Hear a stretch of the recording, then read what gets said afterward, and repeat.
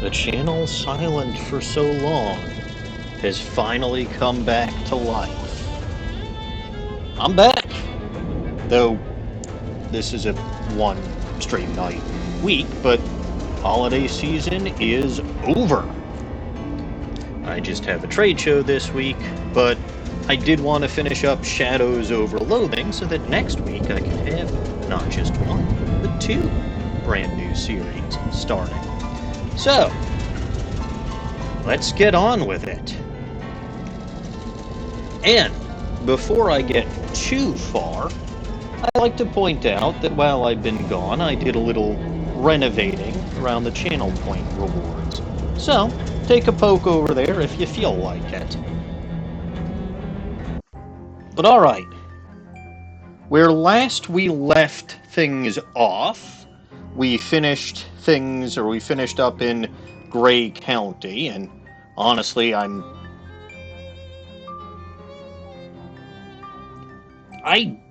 we finished things off in Gray County. We took on Oil Baron Hellstrom.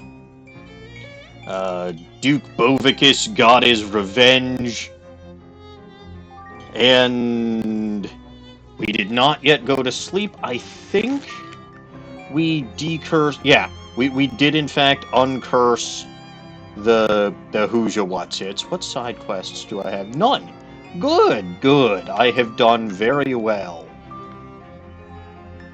But what we did not do was we did not go to sleep.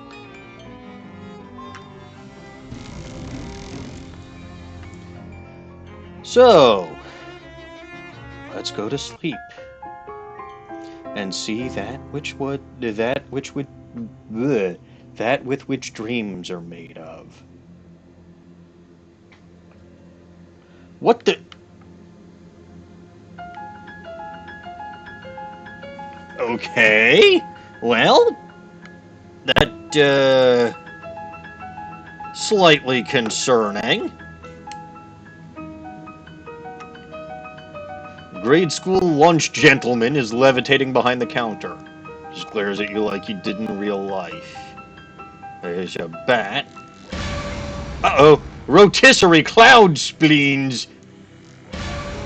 Roasted werewolf noses! Pan-fried murderer Did little goblins come up with this menu? I'm pretty sure little goblins came up with this menu. No.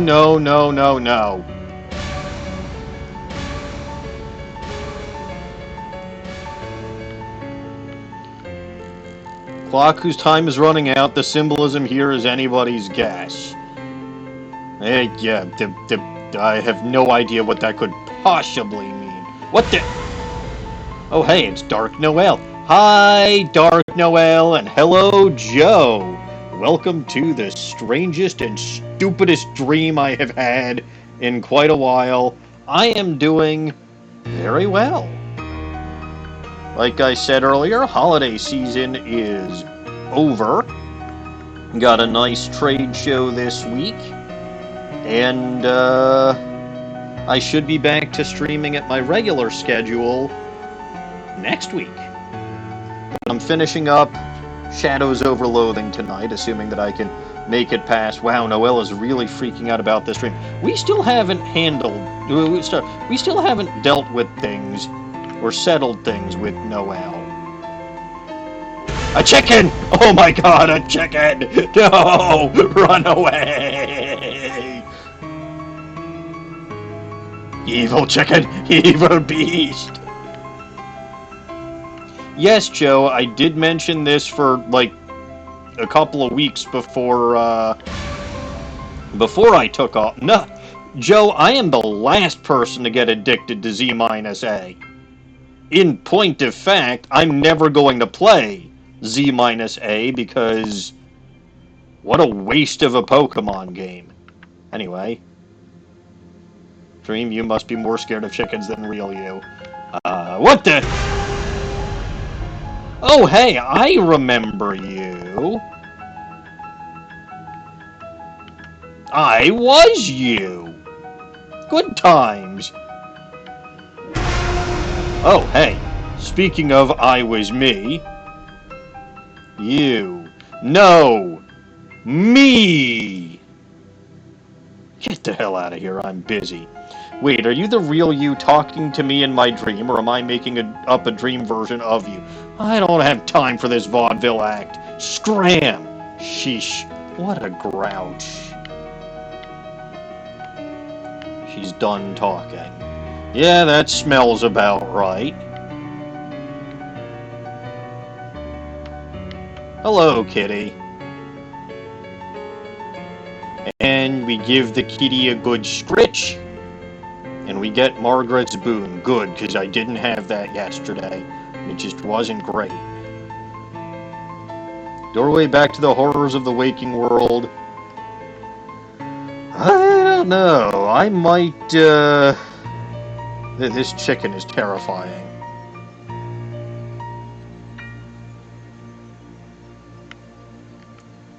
Yeah, no, let's get back to the waking world. Now, fun fact. I don't know what's coming next. By that, I mean, yes, I have completed this game twice. However, this next chapter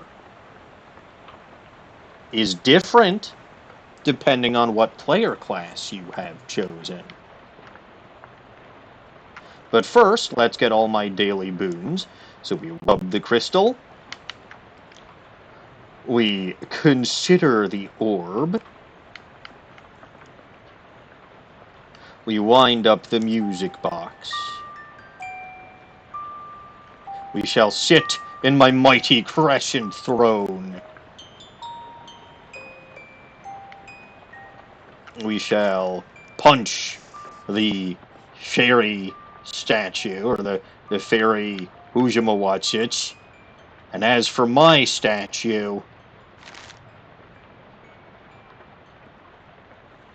I mean, I need as much mysticality as I can get. So, as much as I would love to flirt with a statue of myself, I will have some high-minded conversation.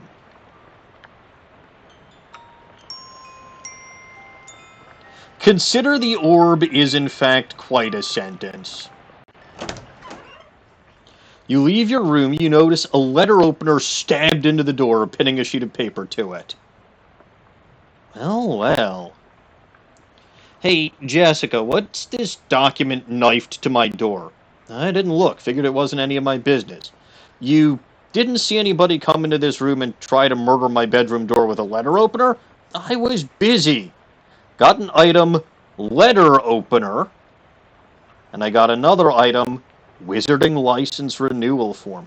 Alright, the letter opener, read it. Dear Margaret Eckelberg, we were unable to find any record of your wizarding license on file with the Municipal Records Office. Please use the enclosed form to update or renew your license accordingly at your earliest convenience.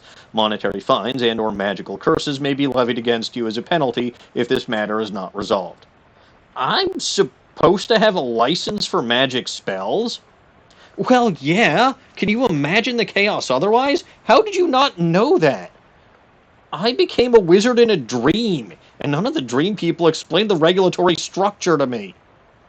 Well, you better get that taken care of before they turn you into a trash bin for community service. Take care of it where? The DMV. It's in Government Valley. Where's that? Oh, down the coast a ways. It was the nexus of all things red tape related before things started getting weird. People don't go there much anymore unless they absolutely have to, like you do. Yeah, to fix this bureaucratic nonsense that is almost certainly a trap. Definitely a trap, but you have to go anyway, and it isn't the only reason why. Oh, good, you found another artifact. Kind of. What do you mean, kind of? Well, it wasn't there yesterday, and it's too, I don't know, big, powerful, strange, to just be a regular artifact. It pegged the dial on the detectotron. Oh boy, oh geez. Yeah. Well, how do I get there? Hang on, I've got a map here somewhere. Wait, a what? A map. Is it a real map, or just another one of the vast array of non-map things you keep referring to as maps?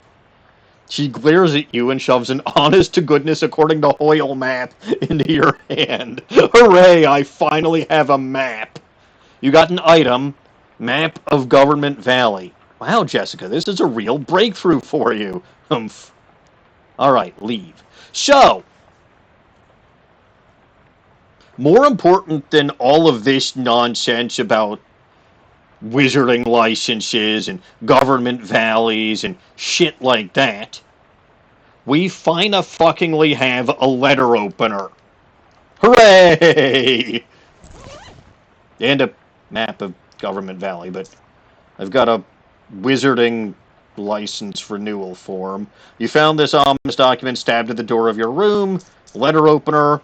Of all the common household objects, the letter opener has the largest gulf between how sinister it looks and how mind-numbingly boring its intended use is.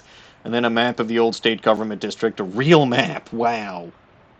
So, what can we do with this letter opener? Open letters.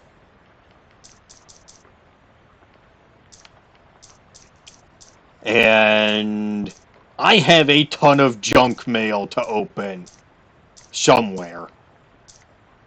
Where is all my junk mail? I've been carrying it around forever, needing a letter opener. Oh, but before that, this is actually what you want the letter opener for. Sealed envelope.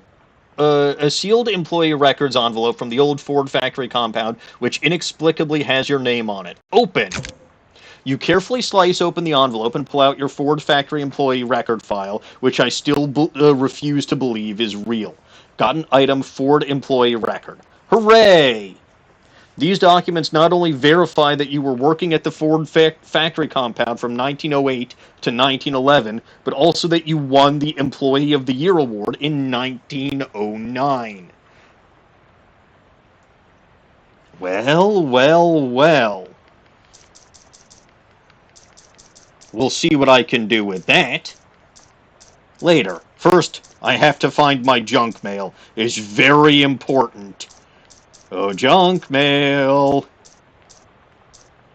Come on, how hard could it possibly be to find junk mail?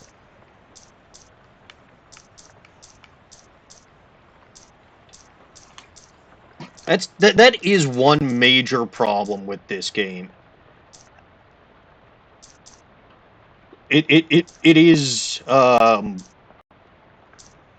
the inventory really sucks.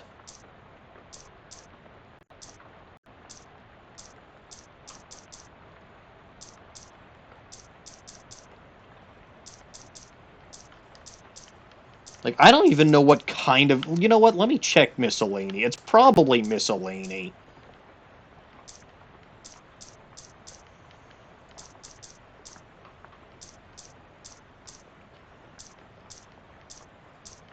No, I'm starting to think that it's not.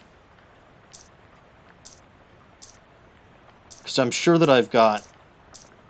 So if it's not miscellany, what the hell is it? It's not books. Couldn't possibly... Why would junk mail be quest items? No, it's not quest items.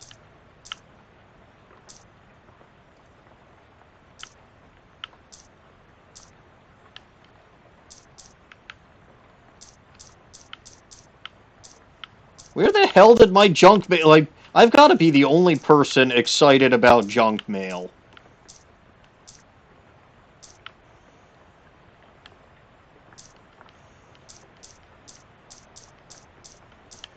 I don't know. Chat, tell me if you find my junk mail anywhere.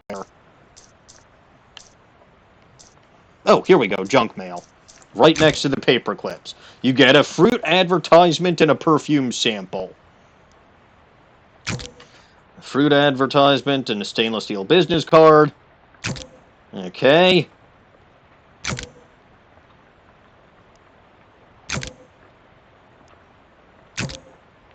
What does this stuff do?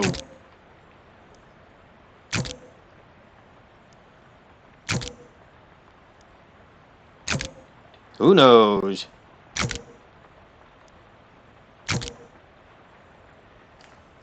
But alright, there goes my junk mail. Oh, hey! Fruit advertisement is a food that increases all my M stats by 1 for the whole day. Stainless steel business card is a combat item what inflicts 10 bleeding, and perfume sample increases stench armor by 6. So, for being junk, that's not junk!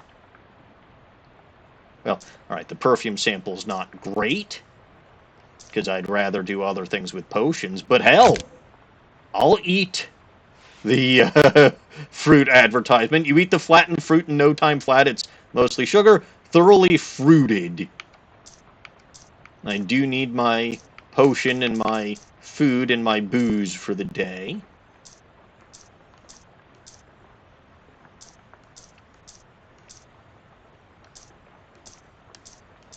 Do I have a potion that will increase multiple M stats? I feel like I did.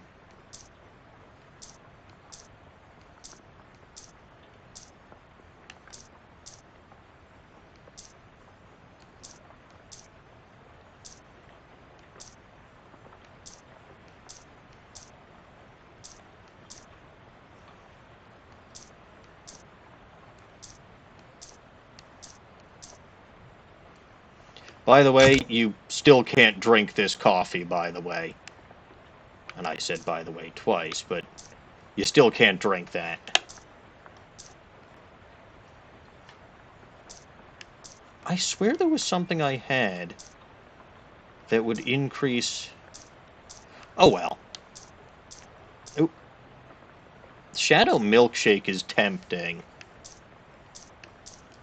But, where's my loose radiation? Hello, Normans! Also, I should mention again, for those of you who weren't here, while I was gone, I did a little renovating, and take a look at my, channel point rewards, if you want some amusement.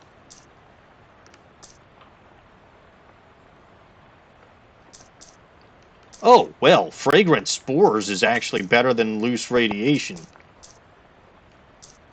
Yeah, that's much better.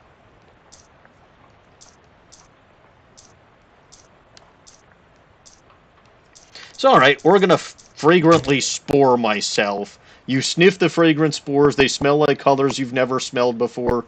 Synesthesious. No, synesthesia. Well, synesthesia is the... Like, wow, dearie. Those fragrant spores there, they really did a number on my brain and turned me all Canadian there. And yes, there are new funny and stupid voices that I can do that are based in my previous voices that I did in Ace Attorney there, eh? Anyway, with that there Ford employee records, we're actually going to go back to Gray County there, because we can now return to the Ford compound and pick ourselves up a little something for our troubles. And this is the whole culmination of why you wanted to say that you worked at the gas station way back in the prologue of the game there, eh? Because if you didn't say that you worked at the gas station there, eh, you'd never start the whole narrative there about, working at all these stupid places that you couldn't have possibly worked at across your checkered past there, eh? And in that case, you'd never have the opportunity to say that you worked at this here Ford employee, this here Ford compound. And you'd never be able to get this plaque that is the factory's 1909 Employee of the Year award there, eh? That's me. I might have been 6 years old there, eh? But check out this Ford employee record there. Fine, take it, but just because you have the evidence there doesn't mean I have to believe you, eh? And I got an item Employee of the Year plaque. What does this Employee of the Year plaque do? Well, this is an award I earned for being Employee of the Year at the Ford compound back when I was 6 years old. I don't take kindly to the item description calling me a big fake liar there, eh? I have the evidence to back up my claims there. Now, it seems like this doesn't do much of anything, and at first glance you would be correct there, eh? However, if we return home to Ocean City, we can go back to Murray's Antiques there, eh? And go to our bedroom. And we put our Employee of the Year trophy on my shelf there, eh? And I can take a look at it. And now you see, it's a shelf for knickknacks and tchotchkes there. There's a traditional 3-armed doll on the top shelf there, eh? Must have been left by the previous tenant. Also, one of those weird rocks from Dirch's yard has made it to my room. That's probably fine there, eh? The crystal gave me was twinkling away, and the cool plasma ball from the Radio Shack is still crackling away on the shelf there. And that music box from the Mole Rest House still sits on the shelf, just waiting there, eh? And now my Ford Compound Employee of the Month trophy sits proudly on the shelf. Now I've already rubbed the crystal, considered the orb, wound up the music box there, eh? But now I can polish the trophy, eh? And that gives me Adventurer of the Year effect there, eh? And that Adventurer of the Year effect is very helpful there if you're the adventuresome sort, which I assume most of us are, eh? You take a look at this effect and you get 10 extra XP from fights there, eh? Now, at this point in my adventure, I don't really have much need for extra XP, considering the fact that I can only use that to get more various armors and doodads, but I could always use a little bit extra gold armor, or spooky armor, or sleaze armor there. Anywho, that's what that whole employee thing is all about. And like I said, that is the end of the arc and the end bonus for your checkered employee record there, eh? All going back to when you worked at that gas station just outside of Ocean City. Now then, eh, we'll talk to Fancy Dan. And he gives us a part of our cut of the profits there. We can also order a drink there, eh? And we can get ourselves a whiskey, a tequila, an absinthe. Now, the whiskey, as much as I like whiskey in real life, that's just a waste of stats for us there, eh? So we either want the tequila or the absinthe there. Which one do I want? Well, let me check my stats there, eh? It looks like my muscle is a little bit less than my mysticality there. So, what I'm gonna do is I'm gonna get the drink that increases my muscle and my mysticality there. So that would be the tequila there, eh? And we do have a bunch of mixers, however, for me the best one is always the cola. And as far as the garnish goes, we've got plenty of items here now, but for me the best is the dash of bitters, which means that instead of 1 extra AP, I get 2 extra AP there, eh? And now I am fancy cocktailed. So I have all my stat boosts from potions and from food and from booze there for today. So that puts me at 11 muscle, 11 moxie, and 16 mysticality there. Barnaby there, what do you got to say for yourself? A salicylic salad at a fair price there. Ah yes, I'm going to pretend that makes perfect sense because I'm a Canadian and I'm too polite to tell yous when you're not making any sense. But alright, let's go see who's hanging out around the bar today, eh? Iola and Zini are here, let's listen in. Hey, you know who we haven't seen in ages there? Wasco. Oh geez, that guy there, eh? He was so good at distractions, eh? Whatever happened to him? Join the other side there. What, really? Didn't have much of a choice there, eh? Feds caught up with him and made him pick between spying for the Secret Service or prison there, eh? Last I heard, he's retired on a government pension. Acts in stage plays sometimes, eh? Well, how unexpected this is, eh? You appreciate hearing gossip even if you're not sure you know who they're talking about there, eh? Alright, I'm pretty sure it's been 5 minutes. Wasco might be a name that's familiar to some of you. Wasco had a comedy shack in West of Loathing.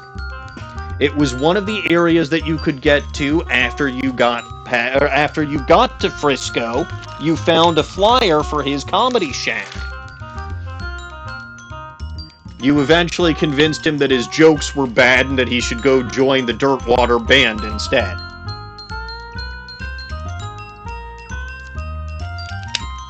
So apparently he ended up working with Iola and Xenia for a while, and they're a crew, but the feds got him, and, well, he ended up retired on a government pension. How wonderful for him. Oh, hey! These people are obviously celebrating their recent nuptials, and you shouldn't bother them. Well, that's supposed to say them, not then, but congratulations! That couple that we saw on their first, second, third, fourth, and fifth date are now married. Let's get some gauze pads and activated briquettes, or activated charcoal briquettes. And let's take Molly with us. For reasons. Man, it hasn't rained like this in quite some time. Quite some time indeed. Anyway, all of the shops will now have their full inventories available. No, I don't need that. My accessory already has.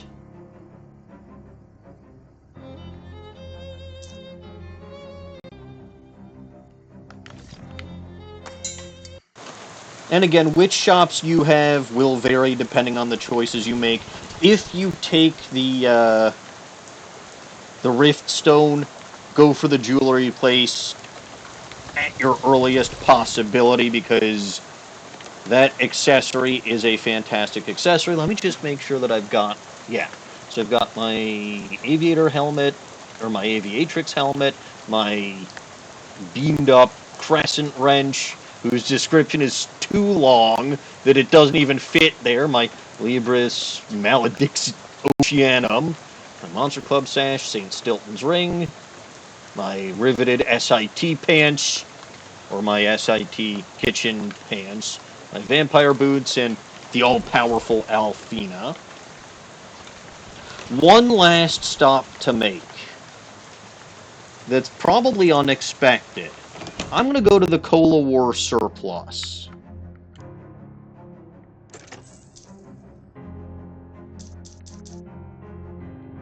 And I'm going to grab...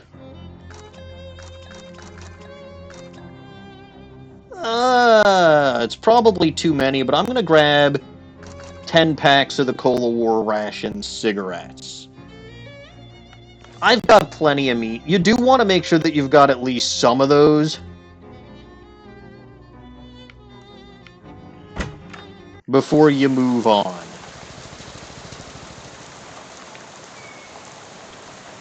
Now, if you'll recall the boardwalk, and I may or may not be able to do this. Like, honestly, I'm not 100% sure that I will be able to do this. Also, I forgot that I have a spider count that increases every time I have an encounter. Give me just a second. It's been a little while since I've done this, so I'm out of practice. We'll see how high that spider count gets before this series is done. And again, I do hope to finish this series today so that I can get a fresh start on 2 new series next week. Alright, Molly.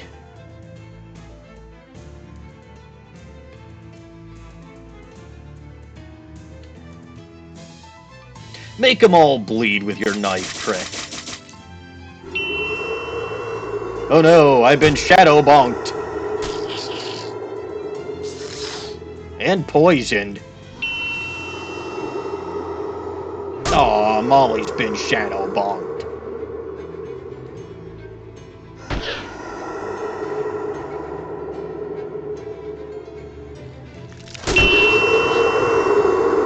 And this one. It's already killed like a good chunk of them. And this'll probably, well, okay, I was gonna say this'll kill the rest, but it didn't. This'll kill the rest of them. I love being a cheese wizard.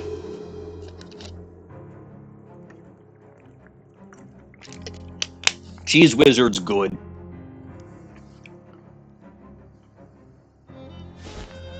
Alright, over here at the boardwalk,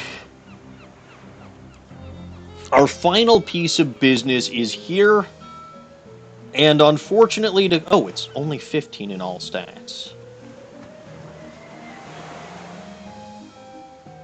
It's only 15 in all stats.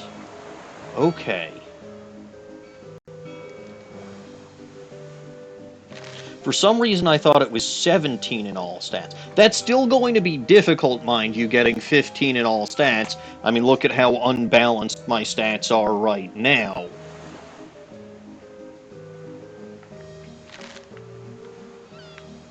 But yeah, this is the only thing that we still have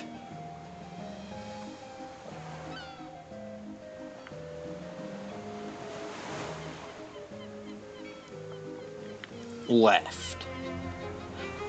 I don't think I'm going to be able to complete it because you actually have to be careful about this. But let's leave, and we'll actually go to Government Valley.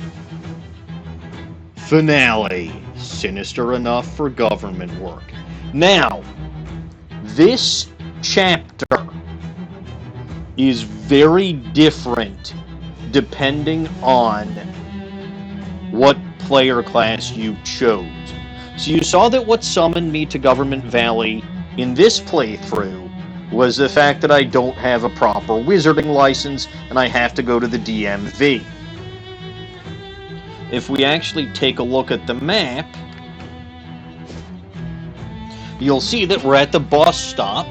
There's the DMV Central Branch there, there's Army Recruitment there, the telephone facility there, Federal Prison there, the Black House over here, PDQ Central Office, Civic Ballet Theater, or Ballet Theater, Municipal Amphitheater, Vista Hall,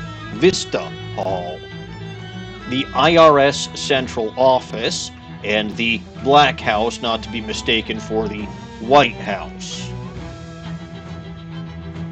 Depending on your player class, you will either have to go on a mission to IRS Central Office if you are a jazz agent, or the DMV Central Branch if, like me, you are a cheese wizard, or the Army Recruitment Center if you are a pig skinner.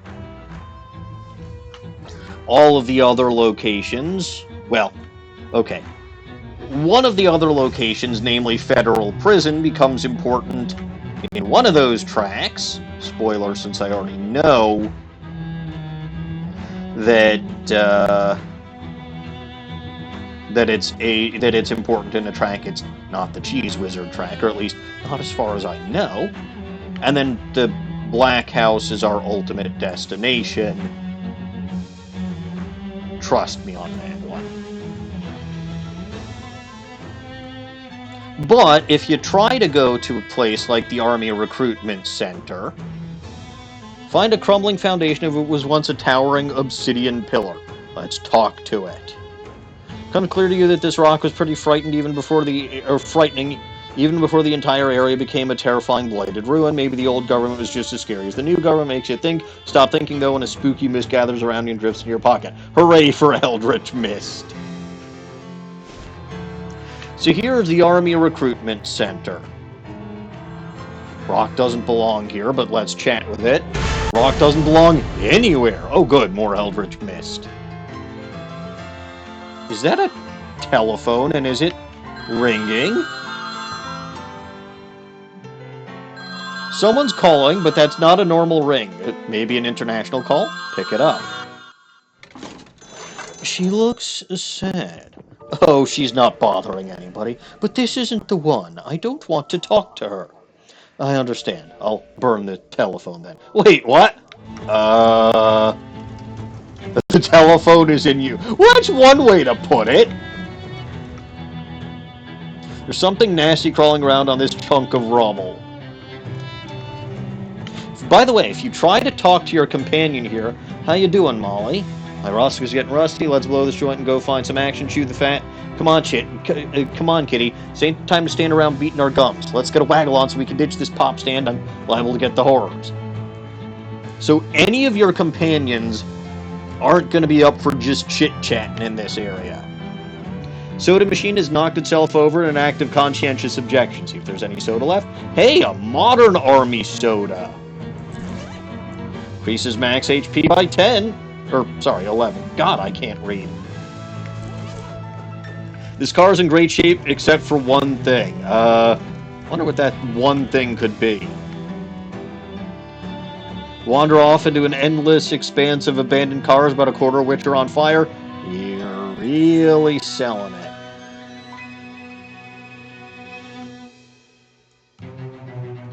Aha! Door to the Army recruitment office is square, olive drab, and menacing, just like the Army itself. Ayo! Enter. Won't budge, it's probably just as well you have zero interest in joining the military. Yep, can't do anything here. Same thing if we go to the IRS central office. Find yourself in front of a forbidding building, the crumbling ruin of some old government office. Bureaucrats now replaced with regular rats. Explore it. Poke around through the sad old offices and hallways, lamenting the fall of the reliable old structures we once depended on. Is this really the future? A couple minutes later, you find an old safe full of meat, and your mood improves dramatically due to the short-term windfall, 27 meat. Woohoo! Oh, good. It's everyone's favorite government facility, the IRS. Wheel must have gotten bored of being tired of being attached to a car. Very clever. A bit of rumble is sad. Comfort it. Uh-oh. I hear the phone ringing.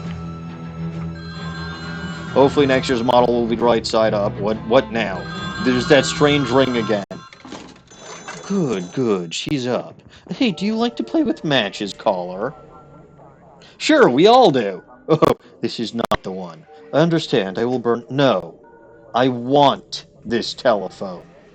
Oh, then I will get it for you. Hey, wait! Oh my god, that wasn't just a phone box. It was the actual... all I had were tortoises. That was the actual TARDIS. Well, now I feel bad. Tree is dead and cold like a cold dead hand. Hey, a briefcase has been discarded among the rubble here. Hey, meat. Amazing what people will throw away if you oppress them enough. Make your way through the debris in search of some buildings destroyed in more interesting ways. Let's find the Rubble Alliance. Star Wars reference. So there are still reasons to go to the Army Recruitment Center and the IRS. Just, you can't go into the buildings themselves, which, thank God, I hated the IRS quest. Local branch of the IRS is looking pretty rundown. You'd think they'd have plenty of funds for upkeep. Maybe that isn't how it works. Go in. Won't budge, probably just as well. You hate paying taxes. Yes. And most of my money is ill-gotten from mafia gains anyway.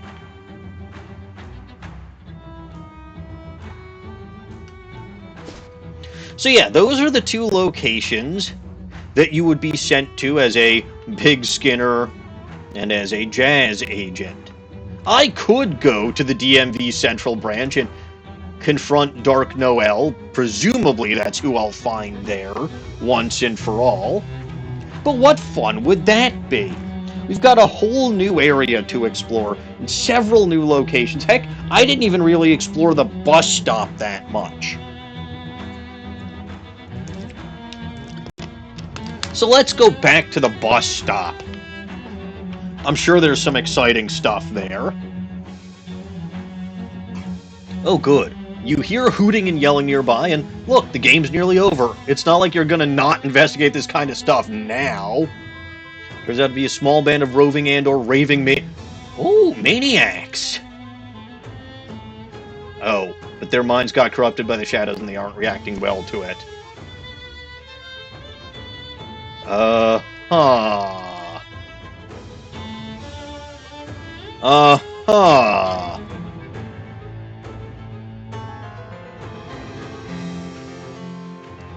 So, we have here a pyromaniac, the mad maniac, the venomous spider, and the drooling maniac.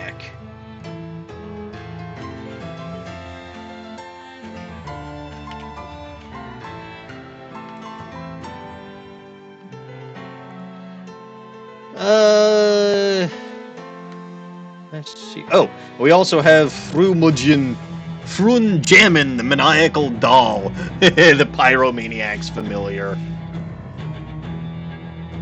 How adorable.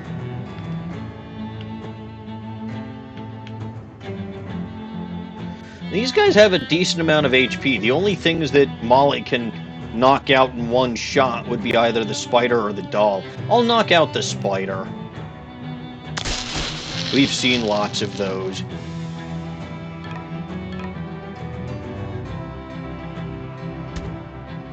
And Delphina took that one out. But alright, let's sleaze things up in here. And we'll go with my patented stilt and splatter everything to death strategy.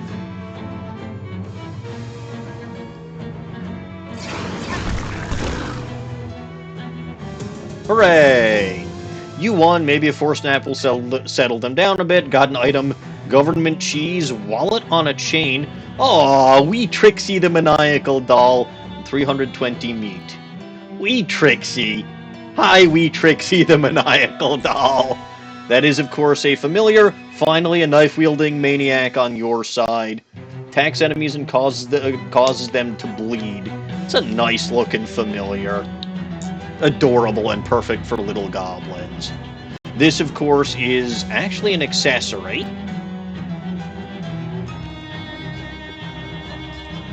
But not a bad accessory. Government cheese apparently increases your spooky armor by 6.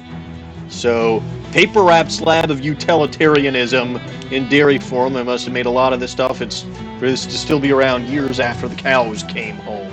Well, isn't that lovely? Anyway, bench has been covered in spikes, so no vagrants are tempted to sit in it. How rude.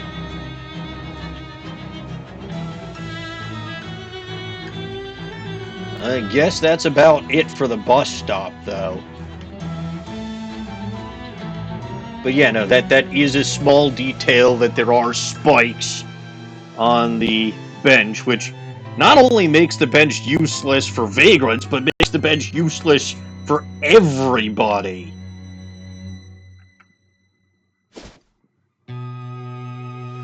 But alright. Let's go to... I don't even know what PDQ Central Office is. Movement catches the corner of your eye. Several tall limbed fingers gliding towards you. Twist and twirl as gracefully as ballerinas as they approach. Beauty is contradicted by their heads, which are indescribable shadows. I'm not using indescribable as a horror cop-out. I'm literally uncertain what's going on in their head area. It's like they have a winged collar or maybe side horns. I think it's got a mouth on it. Alright, fight them and see for yourself. It's weird. So this is the other type of enemy that you'll find here. Yeah, the enemies here are fucking disturbing, man. They really are. And that's coming from me. So we have here a graceful ballerina, we have a powerful ballerina, and we have a mystical ballerina, and just a couple of deranged nutcrackers. I don't like the idea of deranged nutcrackers. I don't want anything cracking my nuts.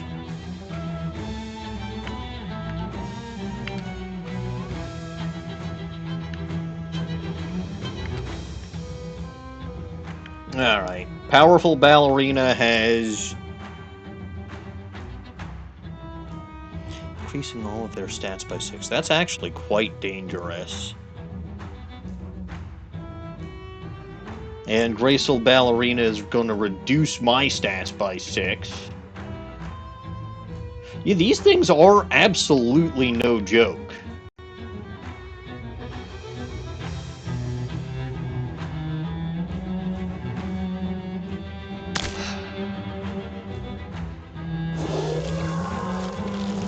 And we took out one of the nutcrackers.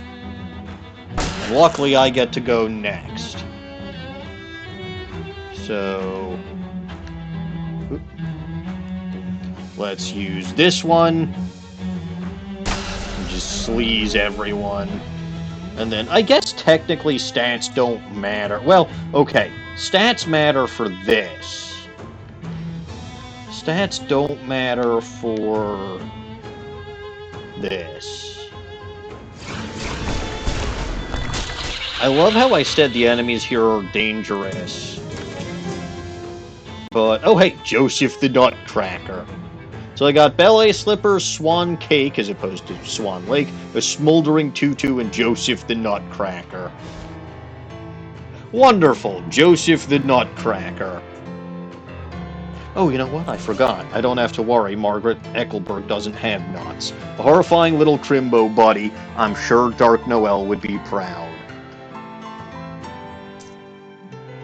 Smoldering Tutu...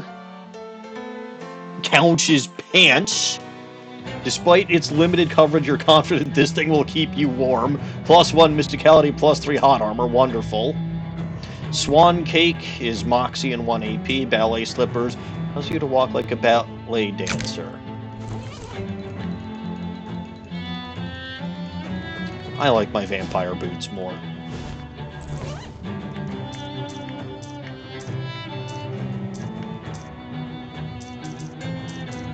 There is technically a pair of boots that I like more than the vampire... Uh-oh.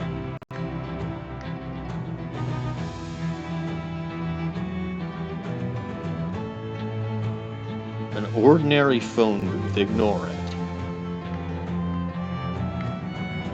Okay. What the heck is this? Some sort of unusual structure here. Examine it.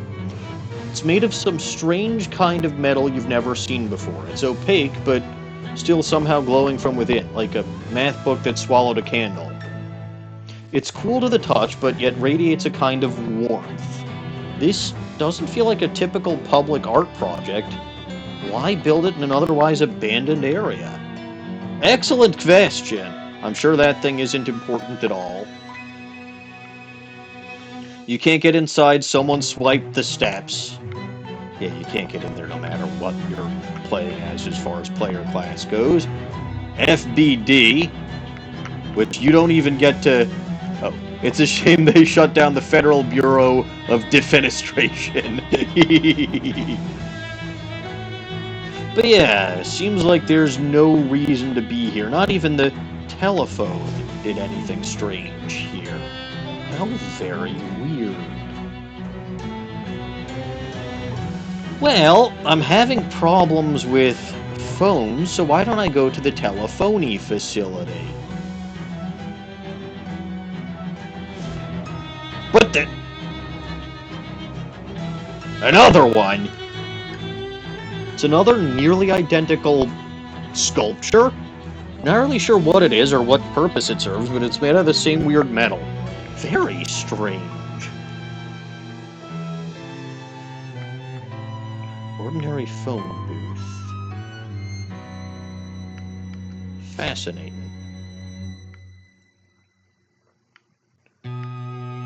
Alright, well, let's go to the ballet theater then? Tiptoe through the tulips. Cold column is covered with cold bugs. Insectologists can talk to the bugs. That is disturbing. Well, hey, a rock.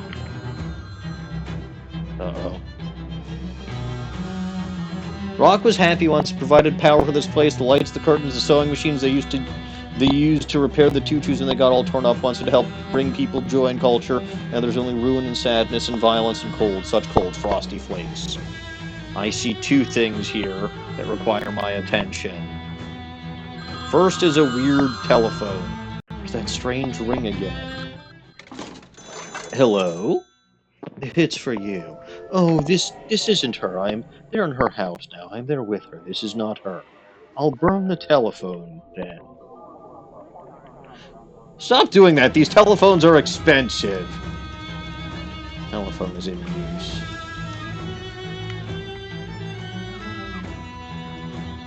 Weird shadow pocket. Hooray for more friendly voids.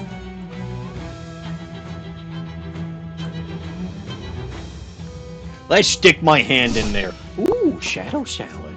Sounds delightfully delicious. Hello? I believe you can basically fight an infinite number of these enemies if you really wanted to here. Again, it'll be randomized, so that'll be what it'll be. Molly, just let the shoot sting begin. Doesn't really matter, most of these things are slow. Oh. Well, that sucks. Oh no, Alfina's nuts got cracked!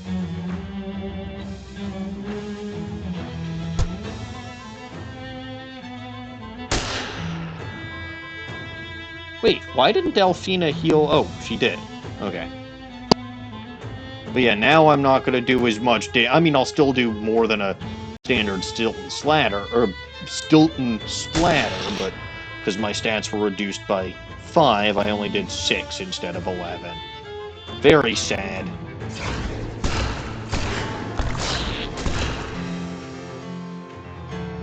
It means that I may need more than one Stilton splatter to follow.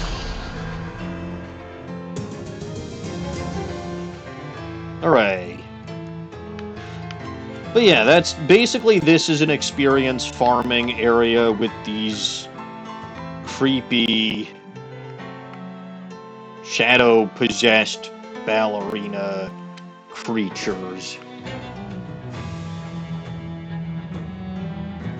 The Municipal Amphitheater.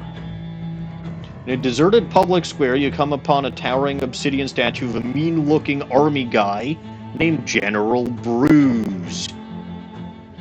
General Bruise would have been your nemesis if you were a pig skinner. I'm going to deface it. You tackle the statue with enough force to knock it over. It shatters into a million glistening fragments, each of which you individually stomp on. It takes quite a while. 11 XP, move along. Oh boy.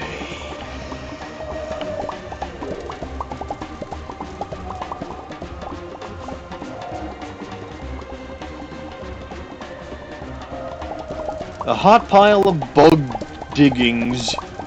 You could probably deal with that if you were an insectologist. Popcorn! This is both a tragedy and an opportunity. Collect some popcorn! You catch pieces one at a time till you have a whole handful of popcorn. Increases cold armor by 6.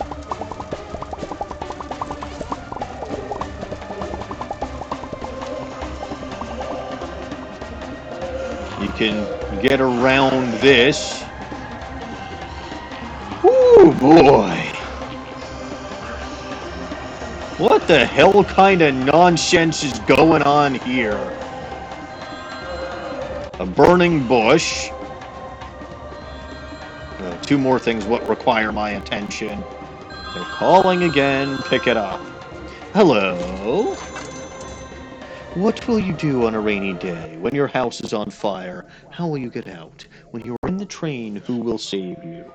I wear the mantle of both house and flame. This isn't her. I understand. Do you want this telephone or shall I burn it? At least tell me who you are, either of you. Well, telephone is silent now. And another friendly-looking void to stick my hand in. And while I'm here, I'll prematurely increase this one to 18, or 418, just to show you that,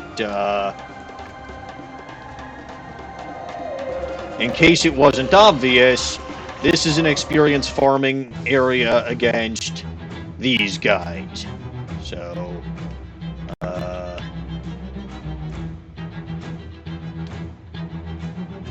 Molly, just clobber everything with the shoe stick.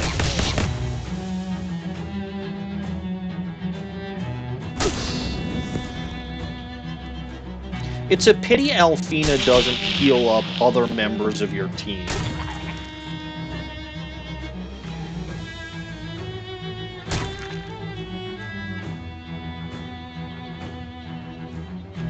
Alright, stilt and splatter. Clobber these things. You defeated those maniacs by fighting like you've never fought before. Maniac, maniac, maniac, and she's dancing like she's never danced before. Government cheese, a rebellious medallion, 247. What does the rebellious medallion do? Oh, well, that's nice.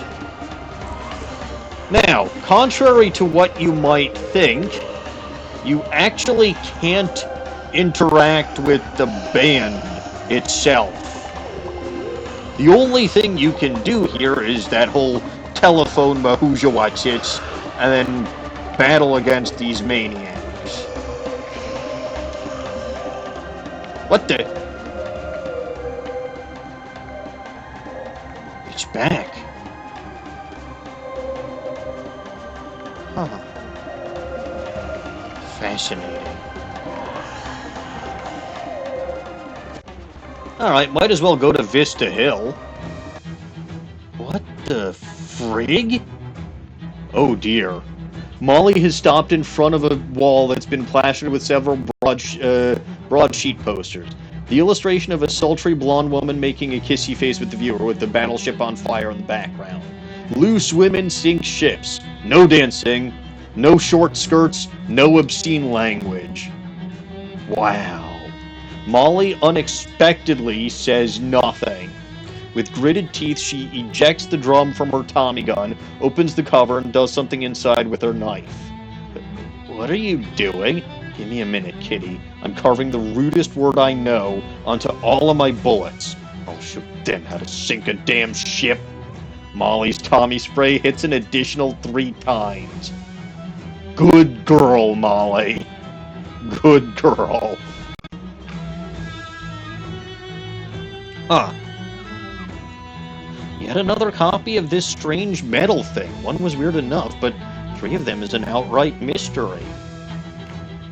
There's one of those pay telescopes, but a better look at any of the scenery around here is of no value at all.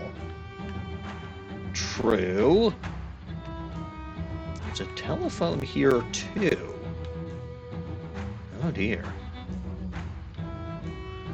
Well, yet another location where there's nothing but an ordinary phone booth and a weird structure. I'm running out of places to go. Fine, let's see what happens if I go here. Find yourself in front of a forbidding building, the crumbling ruin of some old government office. Its bureaucrats now replaced with... Oh yeah, that's just... I've done this before. This is the Black House. At least it's the gate. I wanted to show you real quick that this gate has a giant lock on it. It's a good thing we've got that cursed key now, isn't it? We can skip the entire story in this area. No, you fucking can't.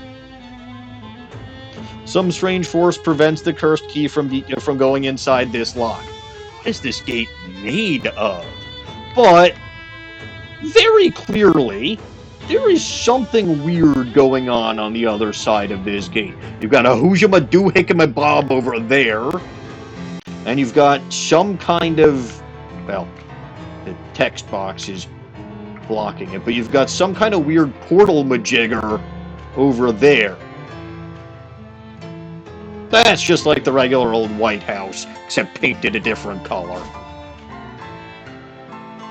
But alright. Go directly to jail, do not pass go, do not collect 200 Poké Dollars. As you approach the bombed-out street corner, you stumble across a cast-iron statue, 20-foot likeness of your nemesis, Dark Noel. Aw, hi, Dark Noel. I'ma destroy your statue. Focus your rage until it's white-hot, then use the white-hot rage to melt the statue in a heap of slag that doesn't look even a little bit like a lady anymore. Well, darn. A statue that doesn't look like a lady is no fun at all. Anyway, somebody really doesn't know how to park. Some prisoner must have discarded their hat out here when they were released. Oh, hey, a prison hat. Plus 25 to item drops, plus 25 to meat drops. That's not bad. Wearing it makes it statistically more likely that you are a robber. Sure. Oh, good. Another phone. Does it bother you? What? Having to make all these telephone calls. Oh, listen, it's her. Boo! She looks sad. Oh, she's not bothering anybody. Let's burn her and see what she does.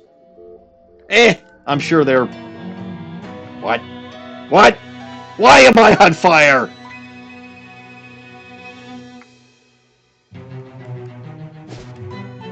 Note, being on fire doesn't seem to have actually done anything to me.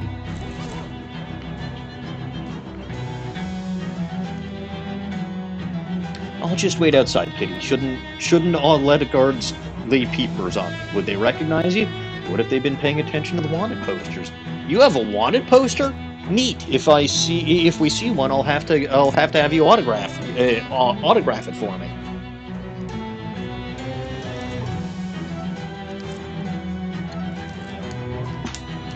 But there is very, very, very good reason, other than that little wandering scene with the the lewd women or the whatever sink ships. Right? There's good reason to have Molly here. And it is specifically because of this federal prison. Huh. Prison doesn't seem to have a very good security. The door isn't even locked. Well, somewhere that I can actually interact with. Let's go inside. Oh. What was that say? I didn't even see. Small wonder they kicked this guy out of the cell blocks. Talk to him. Hi, I'm Margaret. Whee honk! I'm Crimsley. Jim Crimsley. Nice, sounds. Thanks. Takes a lot of practice to get good at the harmonica. Of course, all I got is time. Any chance you want to part with that honky horn? Go back to playing just harmonica? Well, I'll swap it to you for a cracker. Just a cracker? Are you that hungry? Huh? Oh, you're new. That ain't my job to show fish the ropes. Go ask Tetley in 1A. He shows ropes to fish? That's a weird job. So can't think of anything else to ask you. See you around. So we have here cell block 1, cell block 2, cell block 3, chiropractor, the mess hall, warden, and the exercise yard. Seems like this guy is enjoying his mopping. Talk to him. Hi, I'm Margaret. Hey there, I'm Moppy. Huh. Weird coincidence that your parents named you that, and here you are now mopping. It's a nickname. People call me that because I like to mop floors. Oh, I assumed it was going to be a comedic reversal. Should I have a nickname?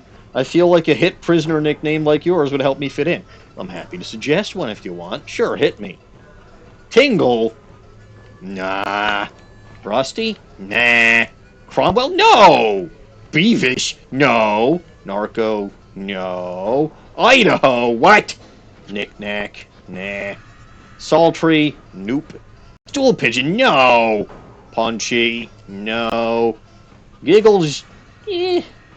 A Caddyshack? Nah. Stir fry? Flim flam? Broccoli? Egg? XYZ? No? I can't even pronounce it. Let's go sugar plum. Sure. You got it. Welcome to the family, Sugar Plum. I will never regret this. If you ever need information, Sugar Plum, just ask me. I read all kinds of stuff while I'm mopping. That's good to know. Thanks. See you later, Moppy. But we don't really have any questions to talk to him about. First of all, because we just got here. Second of all, this place I don't think is going to be quite as important to me, since I'm a cheese wizard. But let's pop into cell block 1. There's some guy in 1A I'm supposed to talk to. Guy looks a little shady, you know, comparatively. Talk to him. Hi, I'm Sugar Plum. Hey, I'm Tetley. You want to buy a cracker? You're selling crackers? How much? 300 meat. For a cracker? Your crackers. You around here, huh? Look, crackers are what we call gift certificates to the prison's chiropractor. We use them as currency. Oh, okay, that makes sense, I guess. Tetley fans out a handful of gift certificates and waves them at you. So, you want to buy a cracker? Is it true you show ropes to fish? What? Where'd you hear that? Who's the dirty rattlebox that's been spreading filthy rumors about me? Jim Crimsley. Crimsley, eh? Well, if I get my hands on him, I'll pay someone else to get their hands on him. Alright, so we can buy a cracker from Tetley. And you want to buy a few of these. I'll buy 5 of them to start. These, as Tetley mentioned, are currency here. But there's another kind of currency here, too. Certificate entitles the bearer to 1 complimentary spine adjustment in the prison chiropractor's office. Very good. Also, I don't think I looked at the Cola Wars ration cigarettes. Can you believe they used to issue cigarettes to soldiers, and they still do, and probably will for like 50 more years? Smoke them. Nothing is cooler than outliving your enemies. Sure. Alright, who's the guy in 1B? Grumpy-looking fella. Talk to him. Hey there, I'm Sugar Plum. I'm Rimmel. What do you want? Guess I can't think of anything to ask you. See you around. Whatever. Cell is empty. Somebody isn't meeting their crime quota. I believe this would be my cell in another universe. Guy's getting pretty buff. Well, in the arms at least. Talk to him. Hi, I'm Sugar Plum. Can you teach me to do that? Teach you how to lift a dumbbell? Yeah, sure, for a cracker. It's a deal! Okay, then. Passes one of his dumbbells through the bars and shows you how to bend your elbow. You got a perk? Hard time, hard body. Thanks. Guess I can't think of anything else to ask you. See you around. See you, Sugar Plum. Bert's still pumping iron. Nothing else I can do with him. That's not what I wanted to do.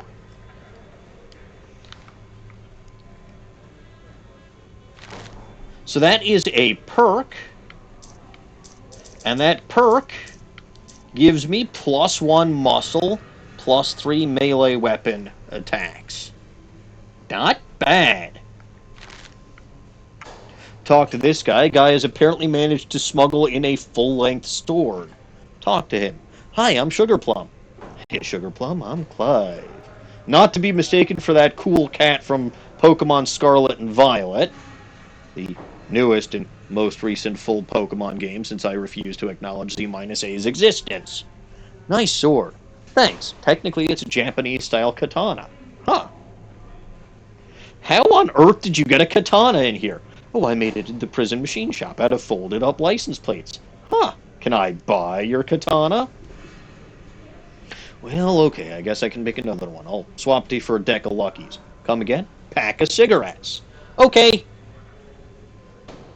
Wasn't really expecting to have them. Well, deal's a deal. Take care of her. Got an item, hand-forged katana. Thanks, I will. Do you want your katana back? Nah, thanks, but nah, it's okay. Already making plans for an even better one. Maybe even an Odachi or Nagamaki. Neat. Can't really think of anything else to ask him, so we're basically done in this cell block. Take a look here. Hand-forged katana. Guy said he'd made it out of license plates, and if you look real close, you can just faintly see where it says Capital District along the edge of the blade. Not bad. Now, that is 2 items that start with H that we've gotten recently. Right? The handful of popcorn and the hand-forged katana. I think it's time for a quick detour. Because I could apparently go in and out of this fucking prison anytime I want. Well, okay, only in this continuity. Because I'm looking to get some more random encounters, just for the hell of it, let's walk to the bus stop. Oh good, it's just another fight. I was hoping for something else. But sure, we'll fight you. Blast away, Molly Buttons! Blast away!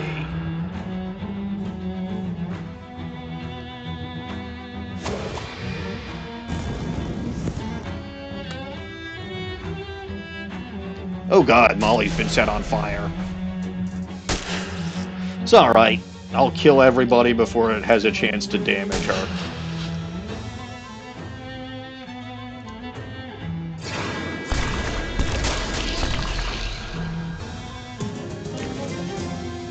Ah, Ballerina T, a sparkly tutu. Would I look good in a sparkly tutu? +1 Moxie, +3 Spooky Armor. And Ballerina T is plus AP, or +2 AP. That's not bad. Let's go to Gray County. And items that start with the letter H belong in the H hole. No, I don't need any more of those.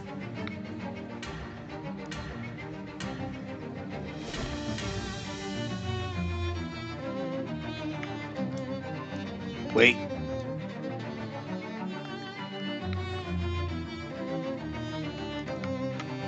Fish? Ah, boiled blood. I forgot that I could fish in there.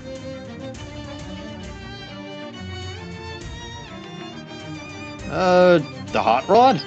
Alright.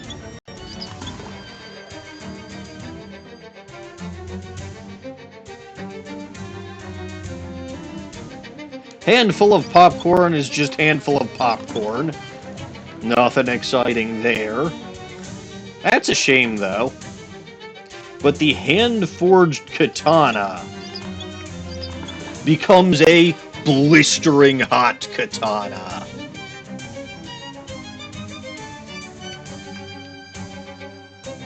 And the blistering hot katana, muscle +7 hot damage and 3 on fire. Arguably one of the best weapons you can have as a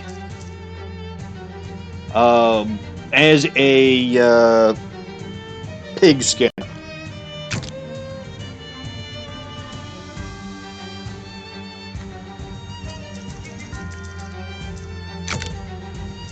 And you can make it even better.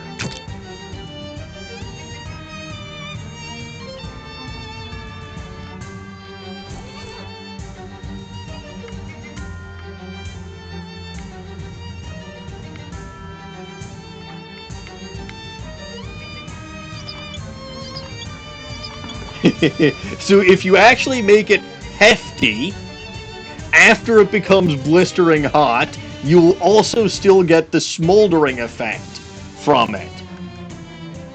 So now it's 8 hot damage, 3, well, okay, yeah, I guess it was already. So I don't think that actually did anything, which is a shame, but still. I've never actually done that before, but I figured I'd give it a try.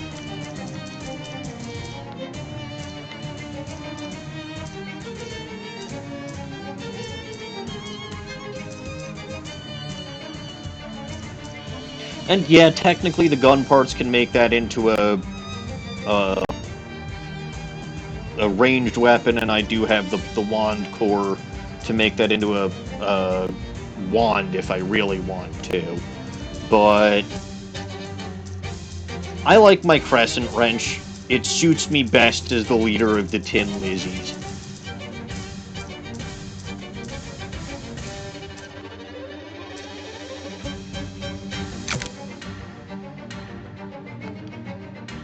But yeah, no, I just wanted to show you could do that, of course, with the hand-forged katana. Go back to Government Valley. Go back to Federal Prison because I didn't finish what I was doing there.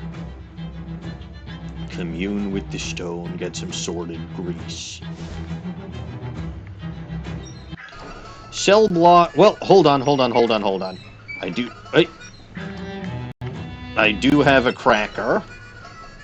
Hey, Sugar Plum, what's up? Any chance you want to part with that honky horn? Alright, here is a cracker. I got the super honky horn! Hooray! What does the super honky horn do? A super honky horn. It's an offhand item.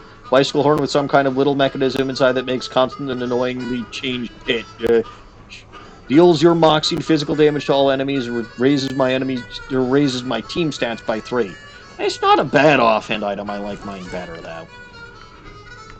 Cell block 2. Huh. Oh dear. The cell just has bones in it. They must have committed a bone crime. Unclear how this guy could be cooking food in his cell, but it does seem to be what he's doing. Talk to him. Hi there, I'm Sugar Plum.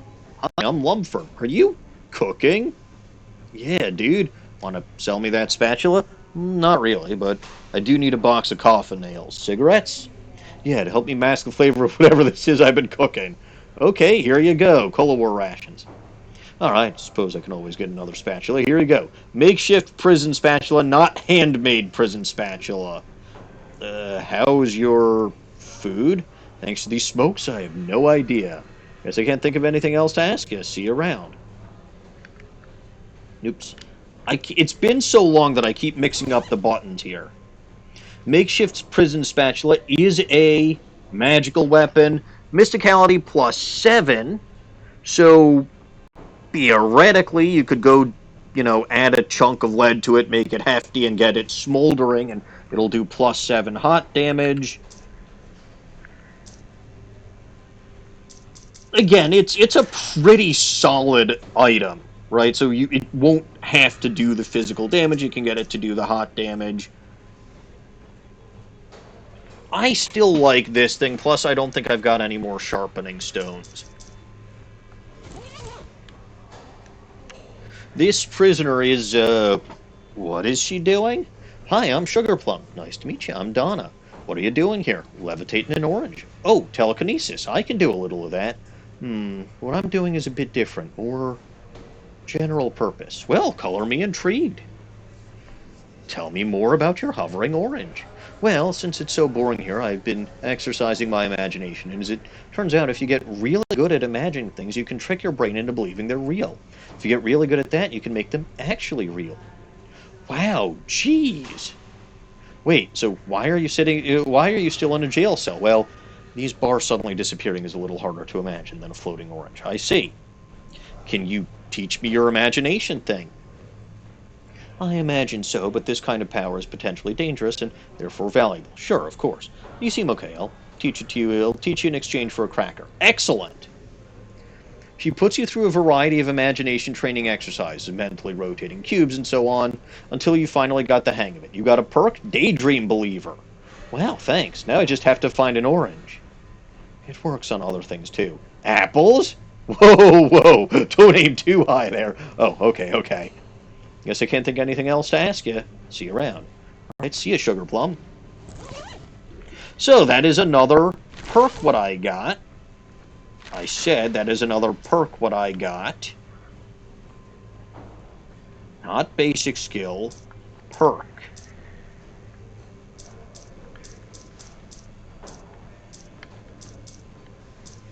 Daydream Believer, plus 1 mysticality, plus 3 magical weapon attacks. So you may be noticing something about these different cell blocks. Oops. God, I really am out of practice. These different cell blocks, the first one Had a guy who could give me a perk that gave me +1 muscle, +3 to melee weapons, and a guy who gave me a really good melee weapon. Second cell block had a guy who could give me a good magical weapon and a lady who could teach me some skills that would increase mysticality and magical weapon damage. I wonder what the third one is going to have. This guy looks a little smug for being in jail.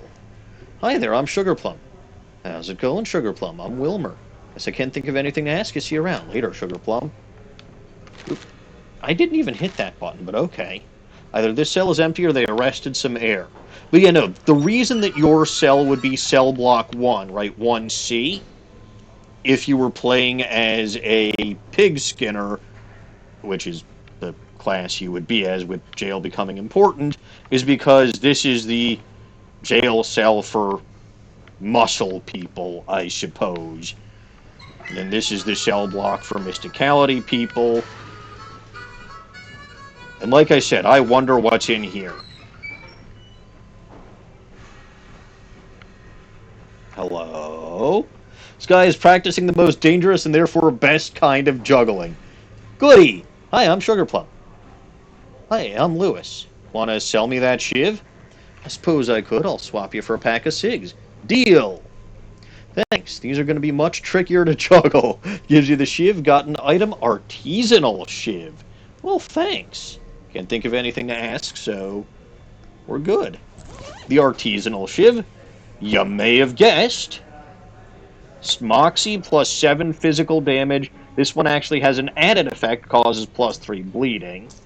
So it's already useful, or at least slightly more useful than the katana and the makeshift prison spatula were from their get-go. Again, you could make it hefty, take it to the H-hole, and make it smoldering so that it does hot damage and sets things on fire, too. So, things to consider if you are a jazz agent. Guy in the cell is ignoring you, and he's doing it hard. Fascinating. Prisoner in this jail cell just stares dead-eyed. Talk to him. Hi, I'm Sugarplum. ... How's it going? ... What are you in for? ... Are you okay, bud? ... Keep trying. So, how's the food in here? ... Getting along with the other prisoners? ... Just off in your own little world, huh? ...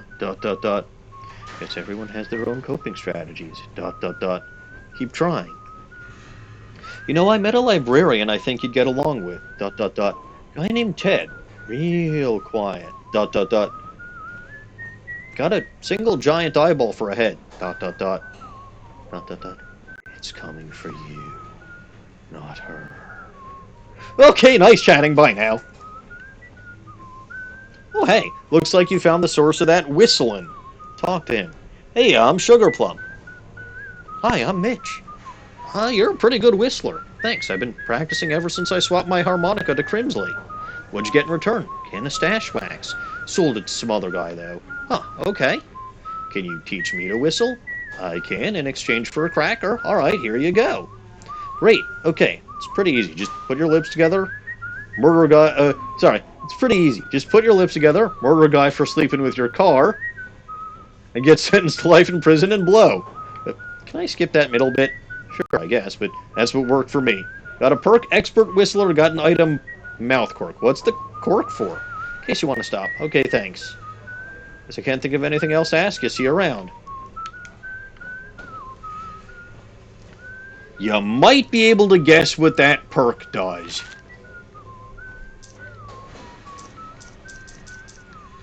+1 Moxie, +3 to ranged weapons.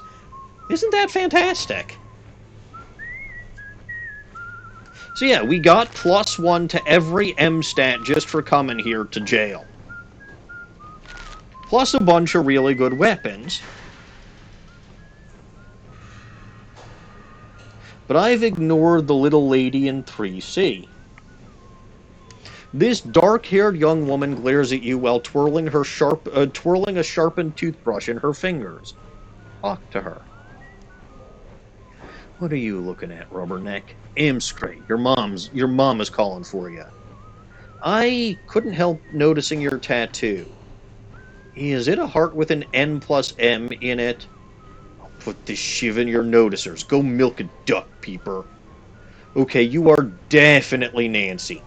Nancy McGill, right? What are you, a slap man, a gazer, or just a scissor bill? Not any of those? Probably? I'm a friend of Molly's. Oh, huh. Well, if you know Molly and you ain't full of holes, you must be a right gal. What's the score, pal? I think I should just let Molly explain that. She's here? What am I listening to you? What am I listening to your teeth rattle for? I'll go get her. So remember that Molly's two vignettes, right? The first one said that Nancy was going to be sent to some kind of funny farm. And the second one was her getting the Alcatraz special. You have to do this, which means you have to take Nancy to... sorry, not Nancy. You have to take Molly to Government Valley. Go to the jail, regardless of whether you're a pig skinner or not, and talk to Nancy McGill. You head back outside and wave Molly over, then escort her to cell block 3. Molly, baby! Noodles, oh, I'm so glad we weren't too late. I asked you not to call me that in public. What are you doing here? We agreed you wouldn't visit, because if the fuzz catch sight of you, well, I ain't seen a single hack. And anyway, I had to bring you this cake. Aw, you brought me a cake? Ain't you a sweet potato? Wait, is this an Alcatraz special? I don't get it. I only got about a year left. I mean, yeah, it hurts being apart, but... They didn't tell you? They're transferring you to Bridgewater. Color drains out of Nancy's face. Bridgewater? Why? I only stabbed... She pauses, counting on her fingers. 3 guards and 5 inmates. Or 6 if you count the guy whose face I peeled off. Okay, I guess I could seal it. The transfer could be any day now. Gotta bust out of here tonight. Okay, yeah, right after lights out. I have to go to ground and lie low for a few weeks, but I'll get in touch after that. Okay, you better make it. If you get caught or hurt, I'll... Hey, come on now, Button. You know me. Turn off the waterworks. I'll be as fine as frog hair. You better. Better scram before one of the few remaining guards comes by. Ain't your birthday yet, but I made you a little something. Nancy holds up a fine chain necklace with a Tommy gun bullet hanging from it. She fastens it around Molly's neck, and you look away awkwardly as the two of them share a kiss through the bars. Walk Molly back out. You gonna be okay? Yeah, Nancy's right. Don't gotta worry. She's tough as nails. Tough as anything. She's a little scary, frankly. She peeled a guy's face off? Yeah, that's little Nancy McGill for you. I thought you were crazy. Maybe I was right. Kitty, there's one thing you should understand about me by now, is that I don't like getting bored. I guess not. And that takes us outside of prison. Unfortunately, you can't actually find a wanted poster of Molly in here. At least not that I've tried. Or at least not that I've found. Let's go to the chiropractor. Posters labeled bones and things that can be wrong with them. Can't get anatomical learning from that. The chiropractor's less fortunate customers. Adds a very small amount of spa-like ambiance to the room. This guy basically looks like a doctor. Talk to him. Hi, I'm Sugarplum. Hello, I'm Dr. Dixley. How can I help you? Are you the prison physician? Close. I'm the prison chiropractor. What's the difference? Well, a physician treats ailments through specific medications and treatments tailored to that ailment. A chiropractor fixes everything by pushing on your spine. Oh, huh. Interesting. Can I buy a gift certificate from you? Sorry, some hoodlum made off with a whole stack, and I haven't had any more printed yet. Well, can I get an adjustment? Certainly, in exchange for one of my gift certificates. Okay, here. Great, just lie down on the table here. This is safe, right? I'm a little nervous about letting someone mess with my bones that contain nerves that let my head communicate with the rest of my body. Lie down. Look, just because this science was developed by a man who didn't believe in vaccines or even germs, and claimed the techniques were given to him by a ghost during a seance, and also I don't have any kind of actual legal medical license, it doesn't make me a quack, okay? I know what I'm doing. Plus, science and seance are basically the same word. Twist your spine into a new configuration. Oof. Ah! You gain an effect, well adjusted. Well, I do feel better. I guess that's all that matters. Well adjusted is an effect. And that gives you +1 muscle. Unfortunately, there's nothing that'll give you a +1 mysticality or +1 moxie effect while you're here. Oh well. Let's go to the mess hall. I like making messes. Hi, lady. This prisoner seems determined to eat more pepper than food. Hi there, I'm Sugar Plum. Hi, I'm Nora. Oh, nice spice jar. Ah, I'm out of gift certificates. I need this one so I can keep eating here without dying of boredom. I have a similar gadget I can sell you, though. Shows you an enhanced mechanical pepper mill. I made it in the prison machine shop, but I decided I prefer traditional shaker. I'll sell it to you for a cracker. Alright, well, I need to go buy another cracker. Sign on the counter says 1 slop per customer.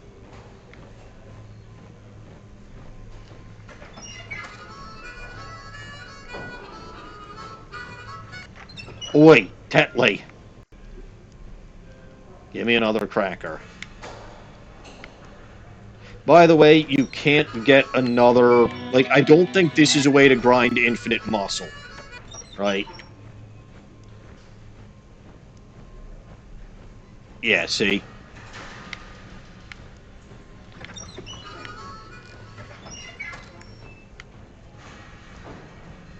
Nice spice jar. Here we go. Sweet. Maybe I could trade this for some decent food. Automatic pepper mill. Excellent. That automatic pepper mill is an offhand item. Never again will you get a sore elbow after spending hours cranking an old-fashioned pepper mill. Deals your moxie and hot damage to all enemies and heals your... Ooh! Ooh, I like this. This is better than my Libris Malediction Oceanum. This is good.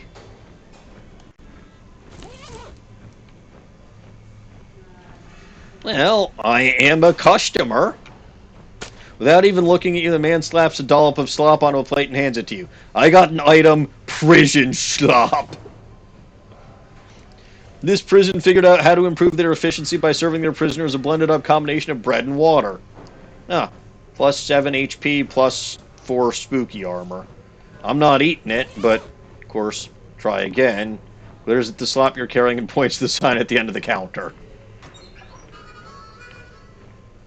Door has a big, complicated-looking keypad lock on it. You're not getting in there. No. No, I am not. Not as a cheese wizard. The exercise yard. Generous chemical company has donated some toxic waste for the prisoners to enjoy. Wonderful. And some rocks for me to talk to. Rocks are cold and distant. Reach out. The stones open up to you, get some frosty flakes. Well, isn't that nice? It's even more bleak and depressing over that way. Hiya, bud. Guy's having some kind of wild time. Talk to him. Hi, I'm Sugar Plum. Hey, I'm Vinny. I like your weird ball. First time I ever heard that. Yeah, I had to invent this because we haven't got a basketball hoop. Ah, I see. Any chance I could buy that? Ah, sell it to me for a cracker. Guy seems pretty good at lifting weights. Hey, I'm Bruno. No purpose for him. Also, I vastly overestimated the amount of Cola War rations, cigarettes that I needed, and vastly underestimated the amount of crackers that I'd need. I don't need any more, though.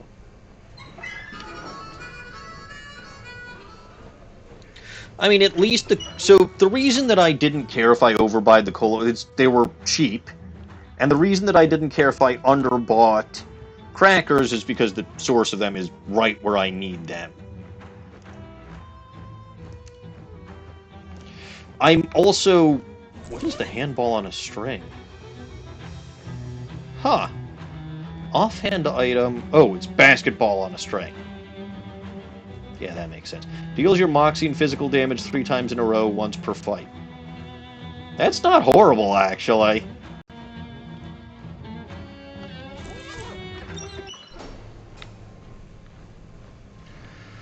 Alright, so as a cheese wizard, that's all that I can do here. With that, though, I am going to take a very quick break. I require some tea. So, I will BRB.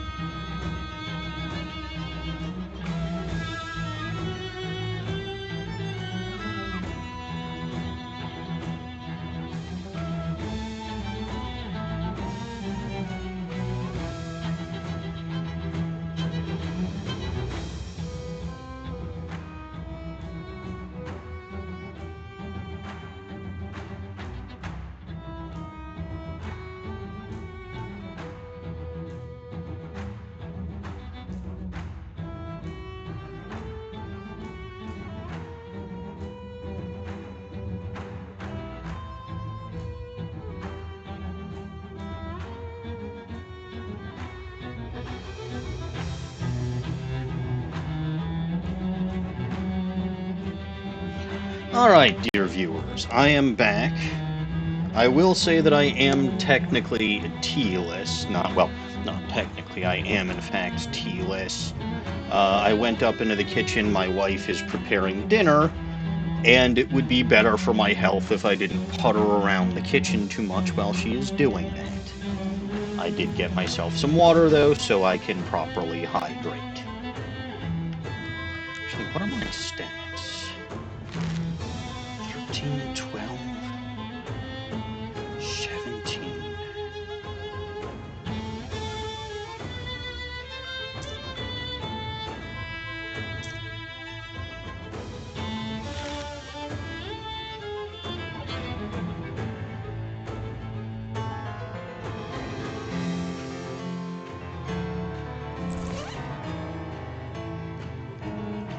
So I can get my muscle and my moxie both to 13.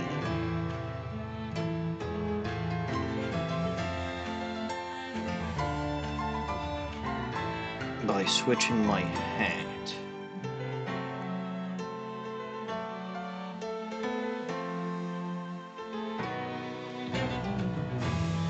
I'm trying to think if it will be possible for me to even get the final Who'shamawhatsits, but before we do any of that, let's go to the DMV Central Branch. Okay, you encounter another group of those guys, blah blah blah, these are just the maniacs again.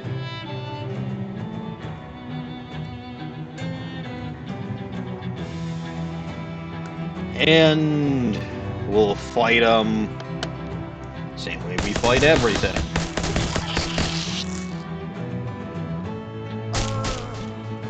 Well, crap, Molly is gone. But, you know, again, she doesn't actually die. She's just out of the fight.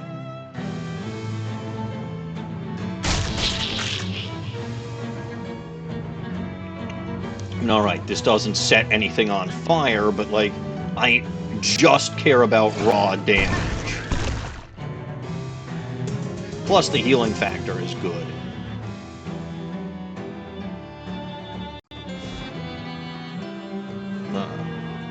The DMV. Hydrant has multiple things wrong with it. I think if you were a insectologist or if you were a paleobotanist, those would be helpful for you. It's like somebody failed their not abandoning your car test. Those rocks don't do anything. Oh god. Hello? You are out of questions. Will you make a guess now? I don't have any more questions or guesses. Hello? It is me. I am your dream date. What? I have been your dream date the whole time. If I hang up, will you find me? Yes, I know where you are. Congratulations, I think. Silence. The line is dead. Maybe that's for the best. You've got a perk, or you've heard too much. What the... The payphone technology is in fact amazing. Well, I have a new perk for us to explore. Plus 3 spooky armor. Ask not for whom the phone rings. Also... Cork whittled to the exact shape and size of your mouth of the guy who gave it to you. Sorry, the cork whittled to the exact size and shape of the mouth of the guy who gave it to you. Yeah. No. But I'm not whistling. Like, previously I whistled after learning that. Uh-oh. Bot. Must destroy bot.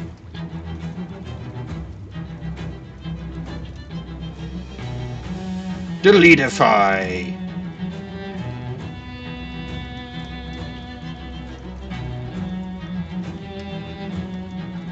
It has been deletified. There actually is something that I want to do before going into the DMV. Yeah, done this already. And I don't mean... Well, okay, I'm going to wander around a bit more once I return. But I actually want to go back to the SIT campus. Rufus's lab. Not because of Rufus.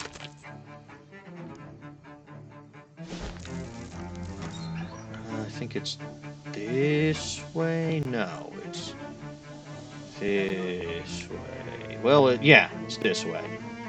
I don't think I gave you the government cheese. Rat nibbles part of the wrapper off the block of cheese, gives it a good sniff. He nausea drags the block into his hole, comes back a few seconds later with a ring, an inspiring ring. Increases your companion's muscle, mysticality, and moxie by 2 at the start of combat. That's not bad. I like my still ring better. I don't have any more cheese to give to that rat, but I have not gotten the bottle cap ring the whole damn time I was here.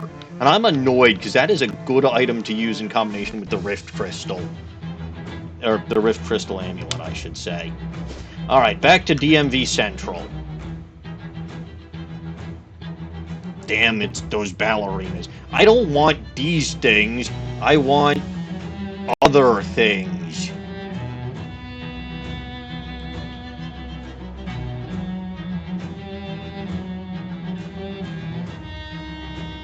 Like, seriously, I want, So we saw the statue of Noel, we saw the statue of Bruce. You can probably guess there's at least one more statue out there.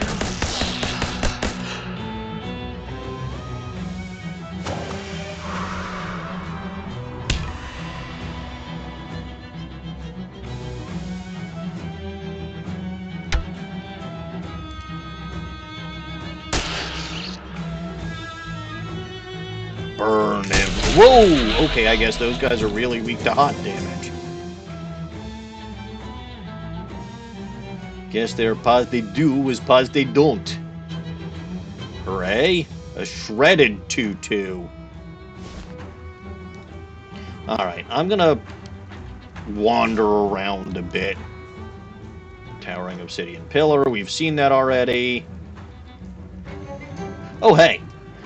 With the Sinister hissing, the shadows of a nearby alley coalesce into the forms of 3 shadow policemen, so they better get ready for a fight. Don't sweat it, kitty. I got this one. Molly mows down the cop silhouettes with the burst from her Tommy gun, bursts into wisps of black smoke, and quickly disperse. Well, thank you, Molly. Another good reason to have Molly buttons on hand. Oh, good. It's these guys.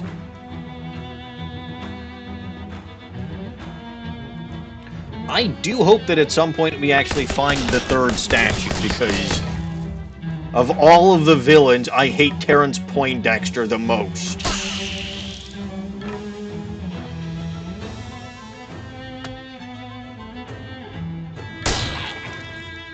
Alright, let's heal everybody, because I can. And then still splatter away. Too powerful. Like, I'm not even using my weapon.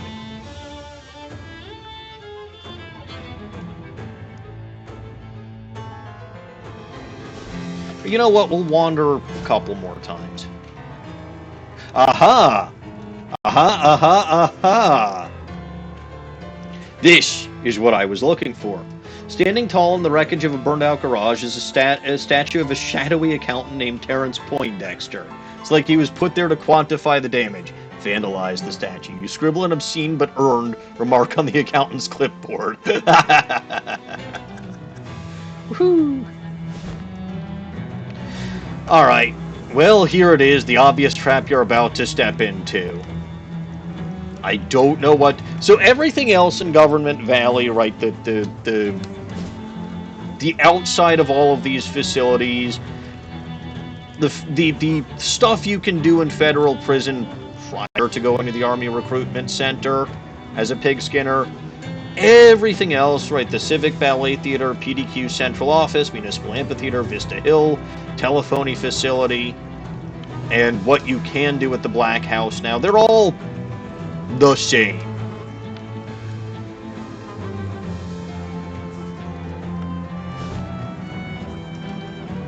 DMV is... You know what? Actually, before we do this... Boy, I'm making a lot of... Oh, good. Just straight up being attacked by a giant hovering wad of cancer, considering there's going to be cigarette ads on the radio 46 years. Okay. Ugh. Ugh. Yeah, the enemies here are really disturbing.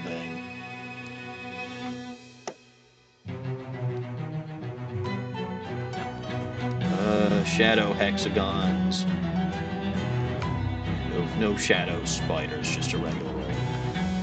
Alright, now, keep in mind, even though this is a shadow-tainted polyp, it doesn't have the cap, the damage cap of 5 physical damage that actual shadow creatures do, so Molly just kneecapped that thing.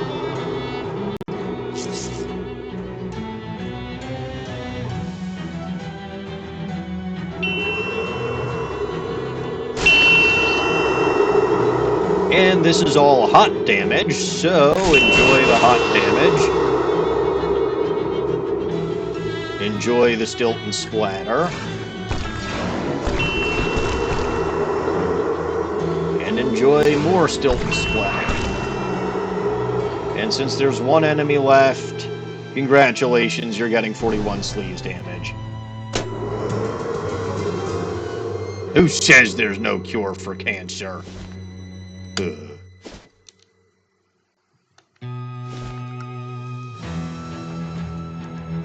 Back to Ocean City. Because...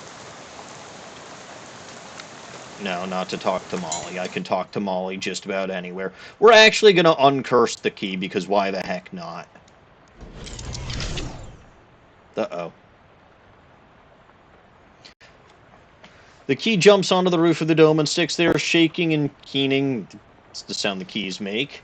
Against the metal, the lights in the store whine, flicker, and then cut out completely. Dang it! Wait it out. Only when the power is out does the key calm down, give up the most odious part of itself, and the machine drop back down in your lap. Light returns to the store. Fix it. We got a spare light bulb under the cat. Uncursed key. Sure. Now this may look slightly familiar because we had the uncursing the sickle, which involved bits and pieces from all the other curses, so we knew that this was going to be something, something, something train. Of course, I am, in this part, playing the famous detective. I've assembled everyone just as you asked, Detective, the victim's wife, the 2 men who were present in the passenger car at the time. I confess the truth, this murder continues to elude me, but I have no doubt you are soon to enlighten us with the great powers of deduction and observation. I inspect the body again. That wouldn't be fair to the other passengers who haven't had a look yet. I'll tell you what I know. At 11:30 a.m., the professor dropped dead in his chair after sitting down with his wife for a cup of tea. At the time, Mrs. Ryu Kenshi and Mr. Andretti were the only other passengers present in this car. Mr. Perry returned later. The rest I leave you to deduce, Detective. I need the moment.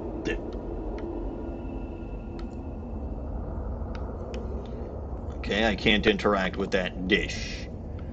Hello. Niccolo Andretti, a businessman. Interrogate. The businessman Andretti adjusts his cufflinks. I told you I've never even heard of this man. I know Burgerworth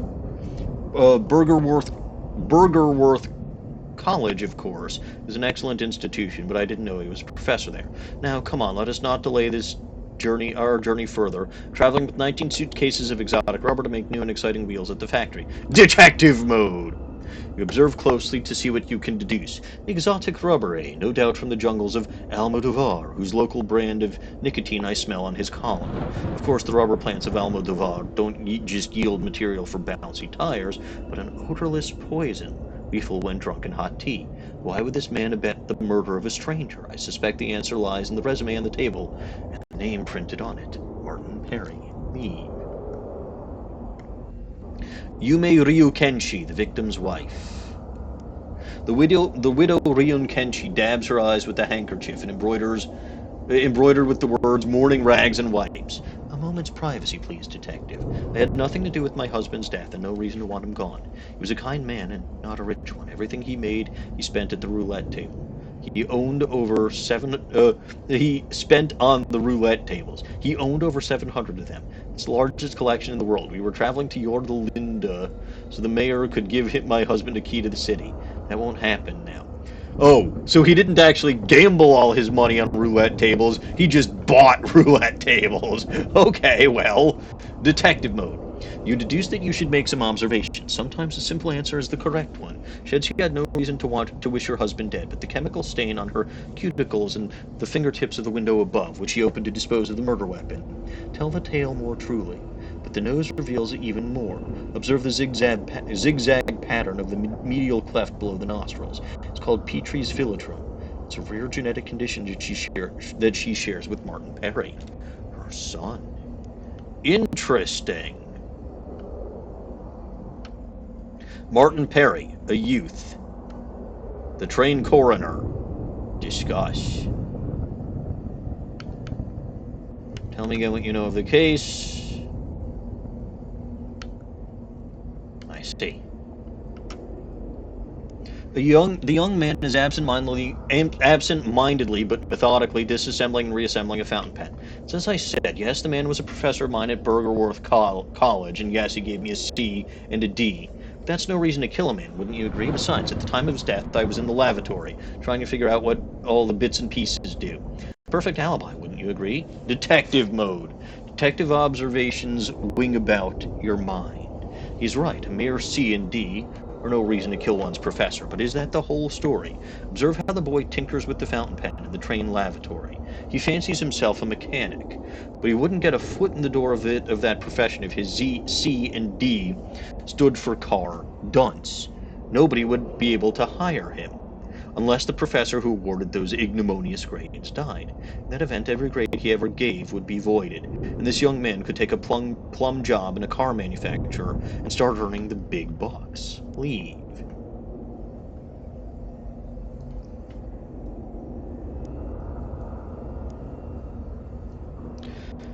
So the bottom line is they were all in on it.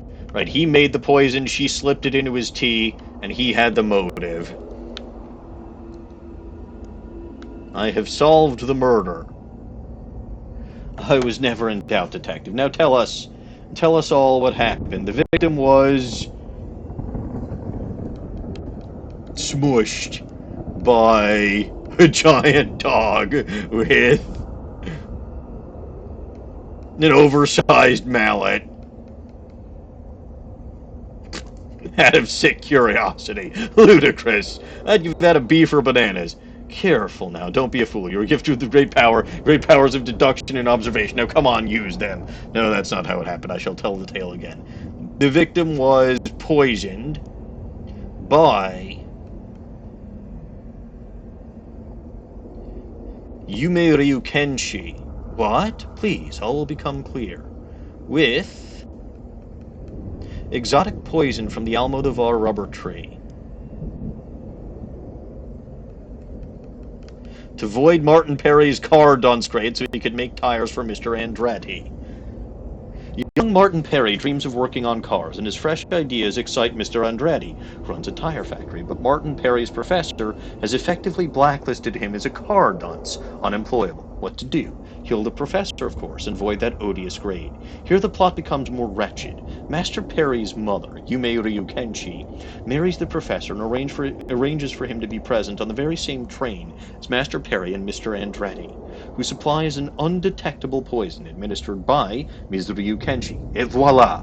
No more professor, no more car dunce. But there is one thing that our three conspirators did not count on. Me. Pause for applause.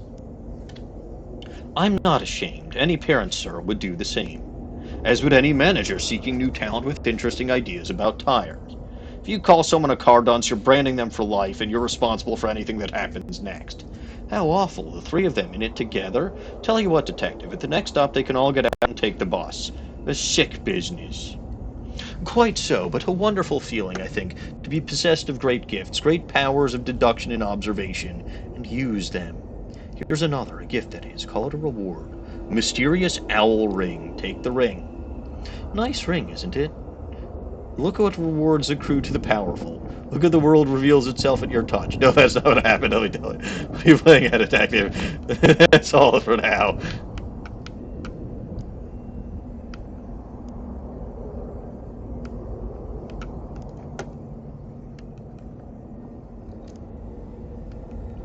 Blah, blah, blah. I must take my leave.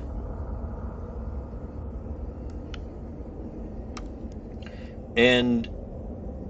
okay. The young man is absent-mindedly, but you really are as good as the papers say, detective, to sniff out that my C&D grade stood for car dunce. Yes, I put the whole plot in motion. Of course I did. Getting called a car dunce ruined any shot I had at a career in wheels. But a man's entitled to make a living, wouldn't you agree? This was the only way. I admit, detective, I poisoned my husband, but but spare me the reproach. Wouldn't you do as I did if some scoundrel of the ivory tower branded your son a car dunce? No, then I dare say you are not a parent, sir. I confess, detective, I supplied the poison that killed the professor, but wasn't it worth a look at this resume of Martin Perry? Look at his interesting ideas he has about tires. Bouncier, globular, backwards. Is the life of one man worth more than bringing a new and innovative wheels to the world? Yes, I did it. I did it so I could hire Mr. Perry, and I would do it again tomorrow. And don't lie, detective, you would too.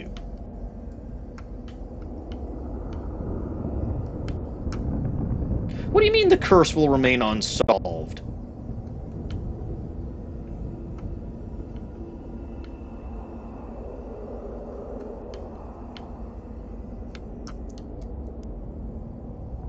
I've solved the murder.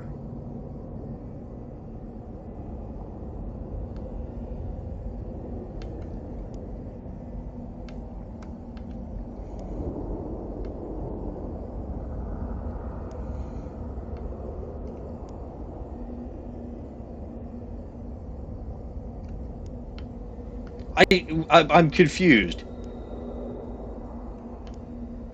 What did I screw up?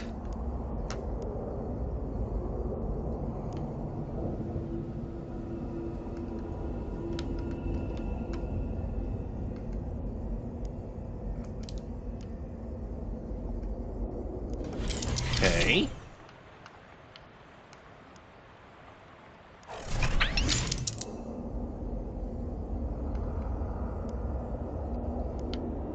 What more is there to do here?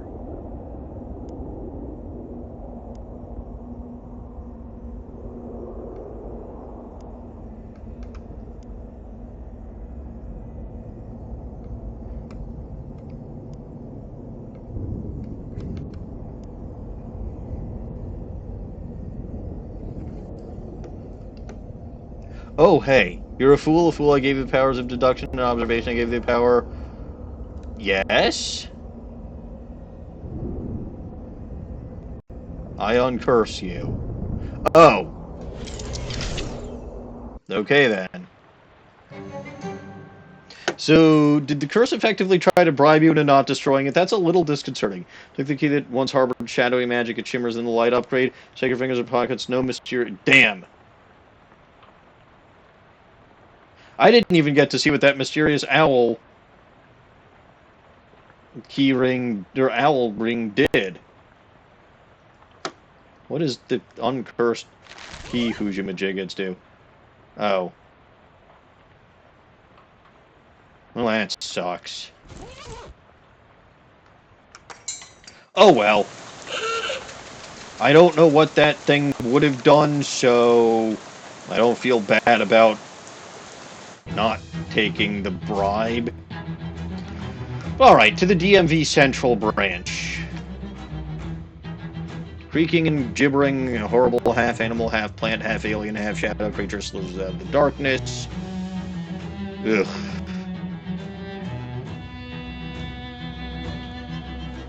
Ugh. Well, there's a shadow spider there, so spider count increases by 3.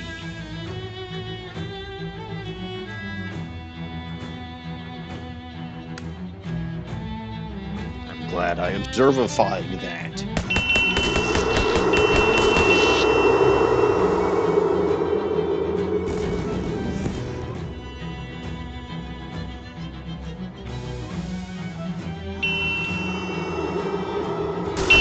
Yeah, this is a shadow-tainted growth. The enemies here really, really are horrible.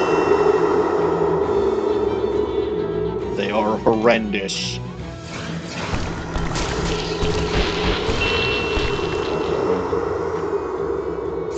I should let them attack out of morbid curiosity, but I'm not going to.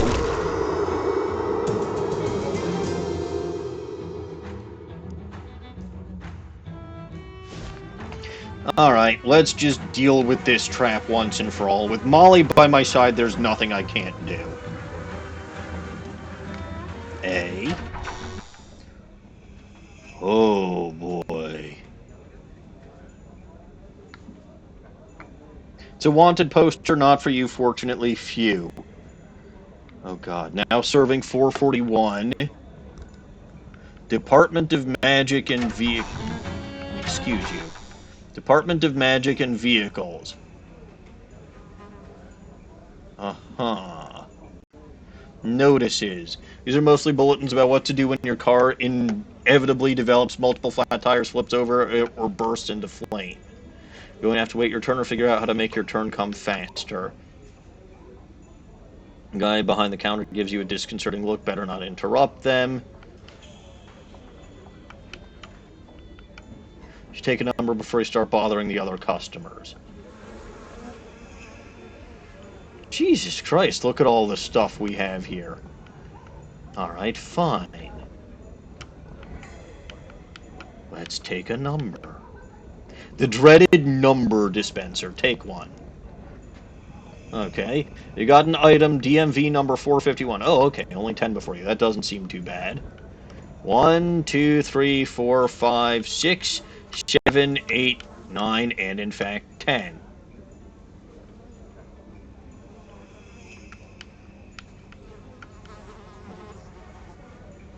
Alright, well, let's start over here. Huh, didn't one of the Hex Rock monsters escape SIT's quarry? Why would it be at the DMV? Talk to it. Hi there. Rumble. So what brings you to the DMV today? Rumble. Not exactly enlightening. Would you mind if I cut in front of you? Rumble! Come on, please. Rumble! You're made of rocks. You operate on a geological scale. You literally have all the time in the world. I don't have a gush stone. Let me rock-splain to it, psychogeologist. Look, you don't need to be here, Rumble. You're made of hypercrystalline thalomorphic diorites. You don't need a wizarding license because you don't cast spells. You're just inherently magical, Rumble.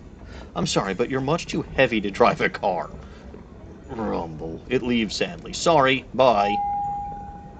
Now serving 442. I'm sorry, bud. Kindly looking older lady, talk to her. Hey, ma'am, what brings you here today? Oh, not much. I just need a staple removed from these old documents. You can't just pull it out yourself? I tried, dear, but it's a titanium stapler. I'm not as spry as I used to be. I see. Would you mind if I cut in front of you, ma'am? I certainly would. I've been waiting my turn patiently, and so can you. Ah! I don't remember where I got it, but I apparently have a titanium staple remover, or just the sheer muscle to remove the titanium staple, but you're in luck, ma'am. I just so happen to have a titanium staple remover here, and I was wondering if I was ever going to find a use for it. I don't even, okay, Margaret says she was wondering if she was ever going to find a use for it.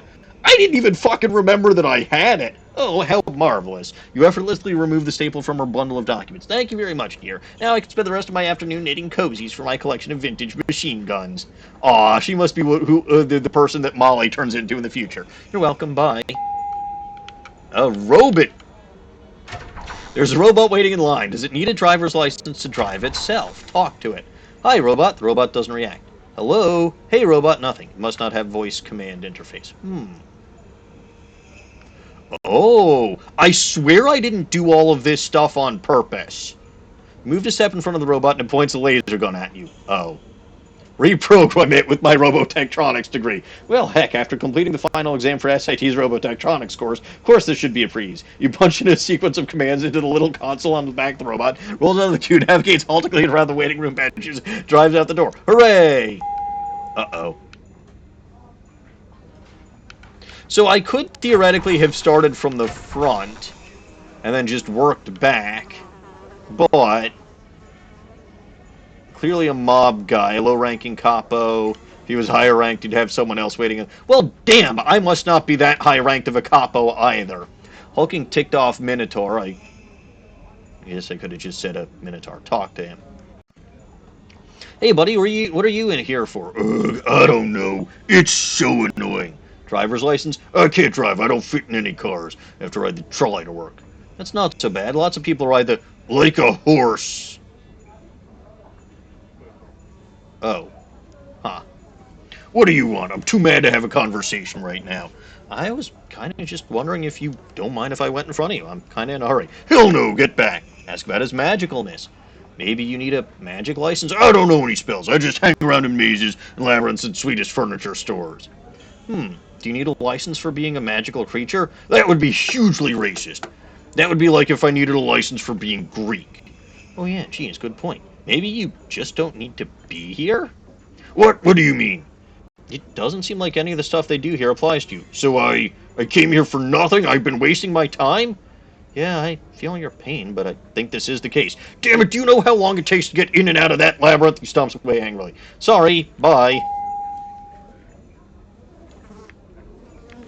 Swarm of angry bees. Hello, fellow mob capo. Hi there. What are you here for? Taking a vacation to Rome soon. Gotta get a photo so I can renew my friggin' passport. Look at all of this paperwork. Can you believe it?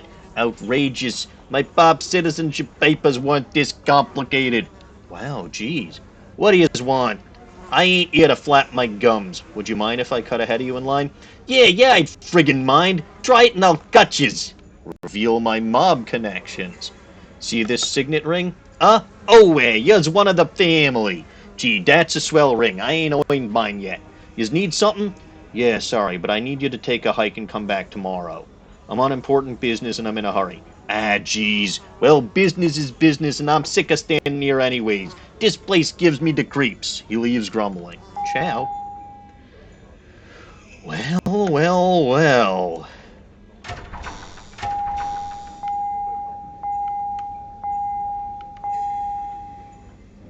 It's finally my turn. My wizarding license renewal form. The clerk takes your ticket, your number ticket, and looks over your form. Margaret Eckelberg. That's me. To the right and through the mouth. Come again? The fluorescent lights flicker for a moment. The room is longer than it was before. There's a giant demonic mouth hovering in the air. To the right and through the mouth.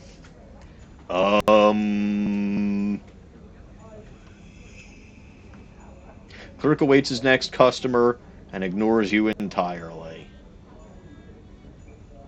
You have no more need of this terrible machine's terrible numbers. Well, surely this is going to be perfectly fine. A gnashing maw of shadow. It seems to want to swallow you. Sure. The giant mouth hacks you up like a hairball into an office that can clearly only belong to Dark Noel. How she got it to snow in here is anyone's guess, but it's probably dark magic of some kind. Okay. Oh, it's Crimbo! Molly, it's Crimbo.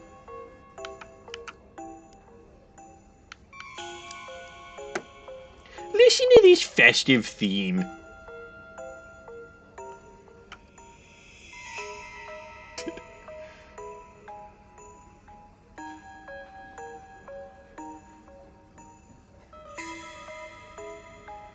All of these presents are labeled not Margaret, which is awkward for a reason we have yet to actually explicitly say, but... Well, none of those presents are for me. Hi, Dark Noel! Dark Noel gives you a cheery little wave, then cracks her knuckles.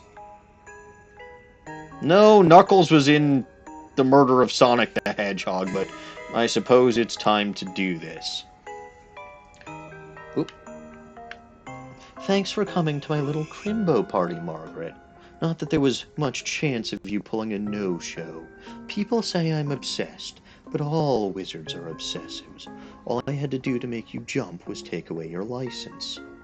I don't need a license to take you down, Noelle. I consider it my civic duty, and I'll do it again just like I did in the swamp. That was just a fluke. That swamp doesn't have any crimbo spirit. But now you're on my turf. Well, if you think I'm going to switch allegiances and join your Dark Crusade or whatever, you've got another think coming. Oh, I wasn't going to ask. I hate your guts. Fine, I hate yours too. Fine. Oh, just make out, you two. Seriously. Good. So, you'll note that if I had Shadow Taint level 5, I could absorb her. I could challenge her with Bewitch, or I could straight up fight her. Challenge her. Enough talk, Noelle. Let's settle this like real magic users, with a traditional wizard's duel. How charming.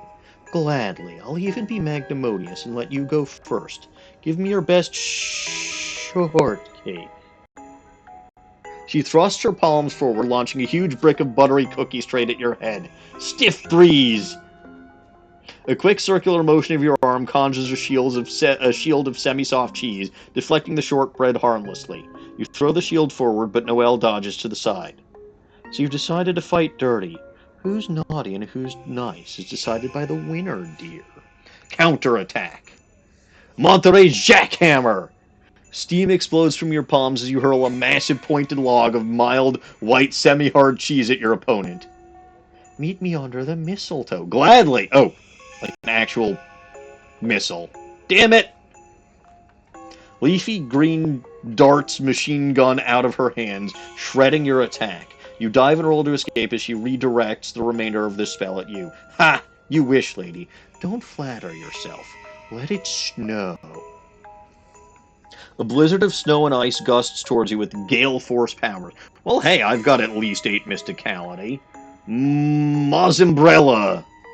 Your magical barrier protects you just long enough to outlast the storm, and you cast the ragged tatters of it away as you stand and prepare for your next attack. You'll never defeat me without all your allies and familiars. Maybe you've got a point. Provolone Wolf! A howl pierces the air as a pure white wolf dashes out from behind you and charges at Noelle with its fangs bared. Pincenticle. Glittering silver vines are up from her hands, entangling and shredding the wolf. Tinsenticle. It's clearly a portmanteau of tinsel and tentacle. Come on, you did Mazumbrella for crying out loud. Mazumbrella makes perfect sense. Tinsenticle seems, I don't know, kind of dubious. Your face seems kind of dubious. 6 geese is slaying. A whirlwind of white feathers, steel talons, and honking fills the air, streaming directly at you. Defend! 10 mysticality. Rock Fortress. A tower of blue-veined white marble surrounds you, protecting you from the honking, slashing assault. When the noise subsides, you dispel the tower and step forward. Dark Noelle watches carefully, preparing for your next move as you twist your fingers around in a complicated gesture. Asiago. Oh, hey, that's actually nice. Asiago to hell. You take off, sprinting toward Noelle, who is expecting a spell that does not exist. In the second it takes her to realize your bluff, you've covered half the distance to her. Furious, she whips her arm into the air.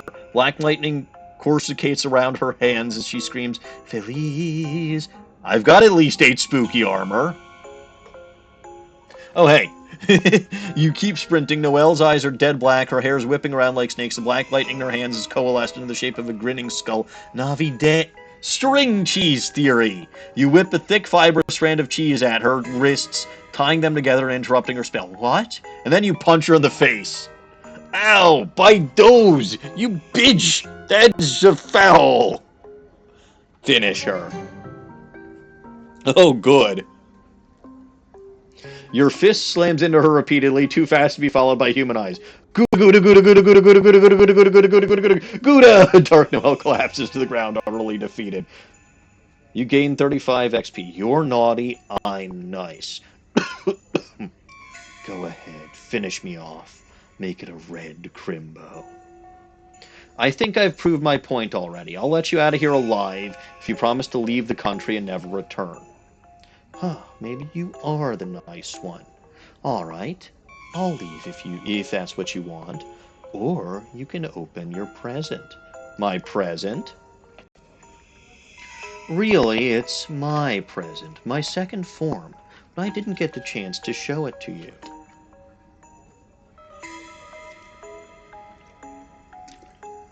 It's really cool. But if you want to see it, you'll have to fight it in regular combat. No take-backs.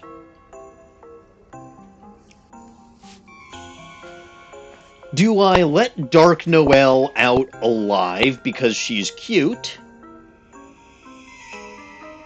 Or do I take the bait and fight her in her second form?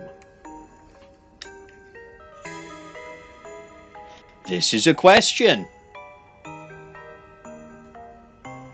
This is very much a question. If only there was a little goblin here to answer that question. That said, I will say I took the bait against Bruise and Poindexter.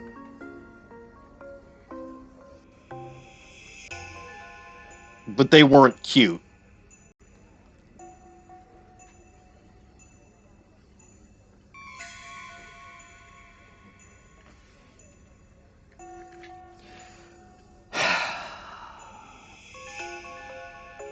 Have I? Yeah. Okay.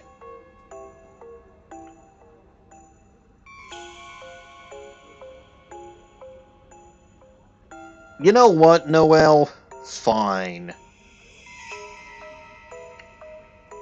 I don't want to kill... Well, maybe now I want to kill you because you're not as cute.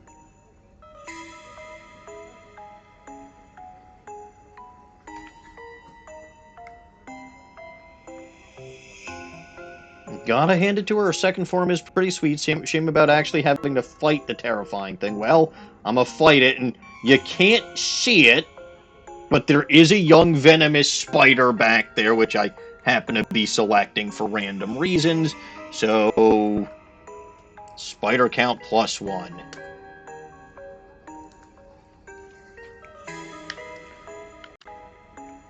And of course... No. Why can't I select... No, oh, there we go. Dark Noel, 94 HP.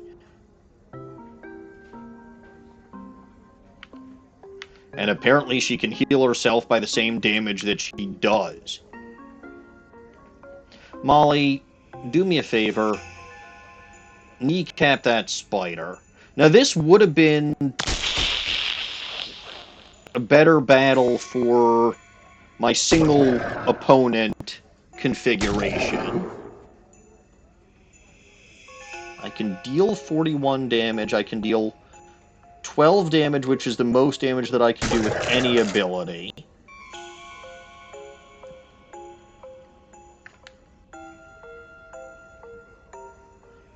Then Mind Melt. Well, hold on.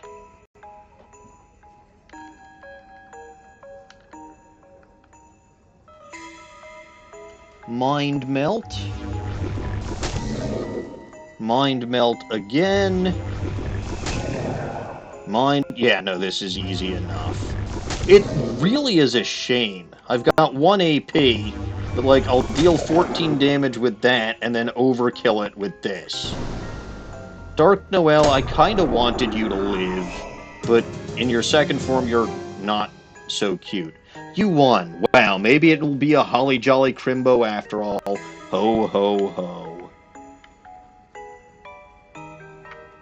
Noel's peppermint striped desk. Search it.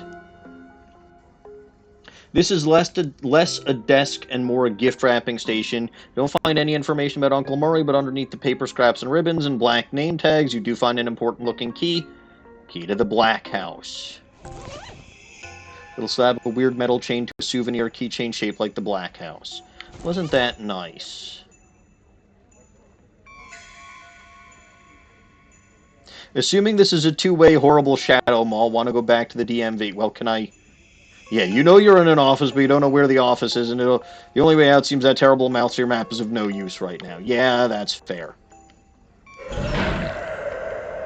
You can go back to Dark Noel's lair if you really want to. I miss Dark Noel already. She was cute.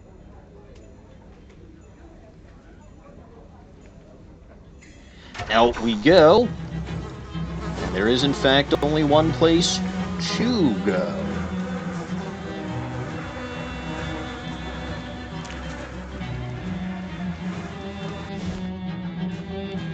We now have the key, so we can unlock it.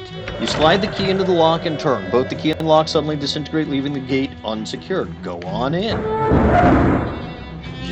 You're too late. And she knocks me down and runs away. Oh god, what? Can't even figure out this thing enough to sabotage it. What the hell is going on here? Machine indicates level of ambient awfulness. Whatever this is measuring, you don't want any of it.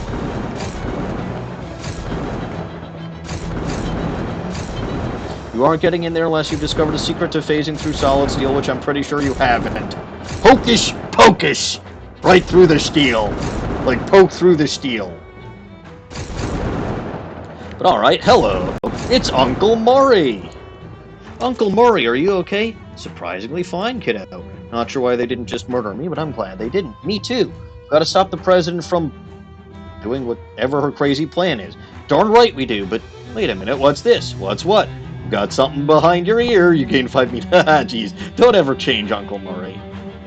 What happened to you?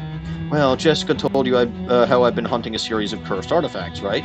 Yeah, that's how I found you. We've been using the detectatron to find more of them and try to follow your trail. Oh, so Charles got that thing working finally. That sure would have saved me some trouble. Anyway, fella sold me a pen that could only write obscenities. Turns out that with a little coaxing, you could also get it to write its real owner's current address, which was here. I wrote that letter to you before coming to stake out the place. Caught me while I was snooping around. Who is this president woman? And here we go. This is the problem. I forgot that the main antagonist of this game is also named Margaret. So remember how all those presents in Noel's office were labeled not Margaret? It was also not for her boss either, which I suppose is really, really, really fucking funny, and a way for her to flip off her boss and me at the same time. So yes, I was in fact correct that Margaret was a female name starting with M that was common of this time. Problem is, unlike the one random Melvin what showed up in West of Loathing, no, this is an actual significant character. I have the same fucking name as the main bad guy. Oops, whatever. Anyway, I don't know much about her, just that her name's Margaret something. 11 years ago, her barn exploded. That's where all these artifacts came from, I think. They were stuff that was in the barn at the time. Must have been one heck of an explosion. No kidding. 5 years later, she's city comptroller. Now I guess she's the shadow president, whatever that is. Well, what's she planning? I wish I knew. She built some kind of crazy machine, but I don't know exactly what it's for. The amount of shadow energy she's collecting to power it, it can't be anything good. How do we stop her? Well, she set up 3 big weird pylons or obelisks, the tormentors, or something. I think their function is to pull shadow energy directly out of wherever it comes from and pump it into a machine here in the Black House. So we should destroy those. Yep, ideally before a machine does whatever it's meant to be doing. Destroy 3 things. Good. It's nice to have a specific, straightforward goal for once. I'm pretty sure I've seen all 3 before. Not far from here, yeah? Somewhere in Government Valley. Past that, I'm not sure. I guess that was all my questions. Well, all the immediately relevant ones. we better get moving. Yeah, let's go. Huh, 3 weird-looking obelisks somewhere in Government Valley. No, I've got no idea where I can find any of them. Let's go to Vista Hill. Alright, it's General Bruce's statue again, so we'll deface that. The telephone is ringing.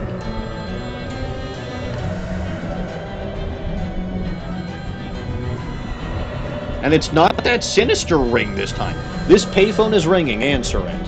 Hello? Oh. Weird. Hey. Is that Margaret? This is Rufus. Rufus, how did you know I was here? I didn't. It's just a coincidence. My sister hunting device calculated that this is the best spot to open a wormhole to her location. Since there's a payphone there, I figured I'd call ahead to check. Wormhole? I thought it was a communications device. Well, it turns out the Pearl is crazy powerful, and wormholes are a form of communication according to There's a crazy shadow pillar thing here. I could use some help dealing with it. Ah, that explains some of these readings. Hang on, I'll be right there. Wait for him. Oh! Hello, Rufus?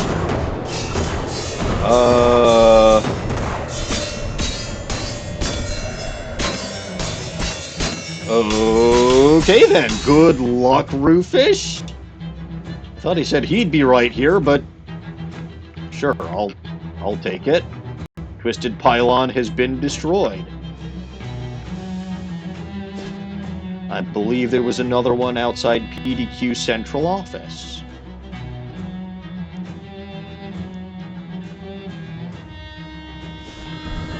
And wouldn't you know it, the phone is ringing again. Hello? Ah, Margaret. Don Toblerone vocalizing. I have become attenuated to the fact that you are in necessity of some assassination. How did you know where I was? You're one of the family now. If you know something, we know something. I sure hope this isn't how it works. But as it happens, I really could use some help here. I will send some assistance immediatamente, and their arrival will be forthwith. Great, thanks. Wait for the cavalry. Hey, it's a bunch of mob guys. And they just shoot the shit out of it. Hooray!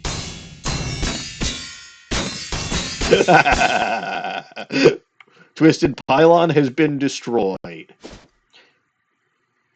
I believe the last one was at the telephony facility. And we get more of these things. Did the audio stop? There's no audio. That's weird.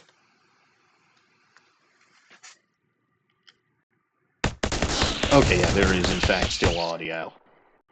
It's just there's no background music for some reason. Well, there goes my spider.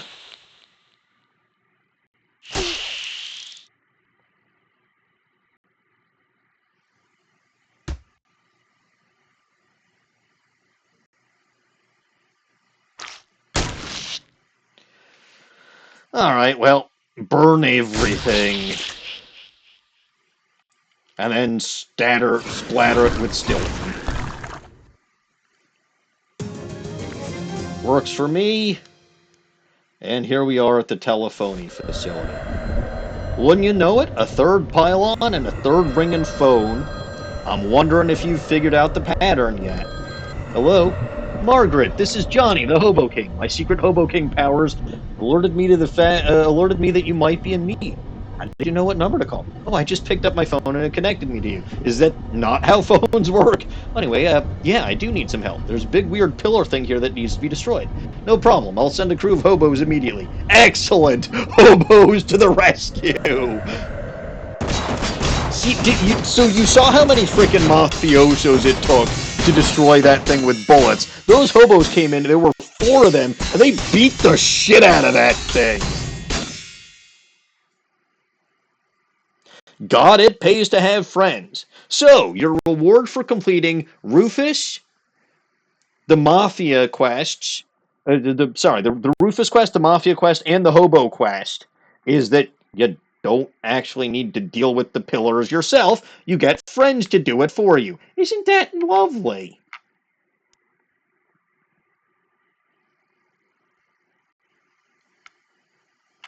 with that, let's go back to the Black House. And we can get in through the gate because it's unlocked. And for some reason, well, first of all, for some reason, Murray goes back to standing here. In this infernal contraption where they trapped him. But for some reason, destroying those pillars also got rid of the steel Hujamawatchits. Oh, hello. You rush into the foyer of the Black House. Murray leads you up a corridor and down a flight of stairs to a huge basement laboratory. The room is dominated by a massive, writhing tear in space, seemingly confined to an umbratanium frame.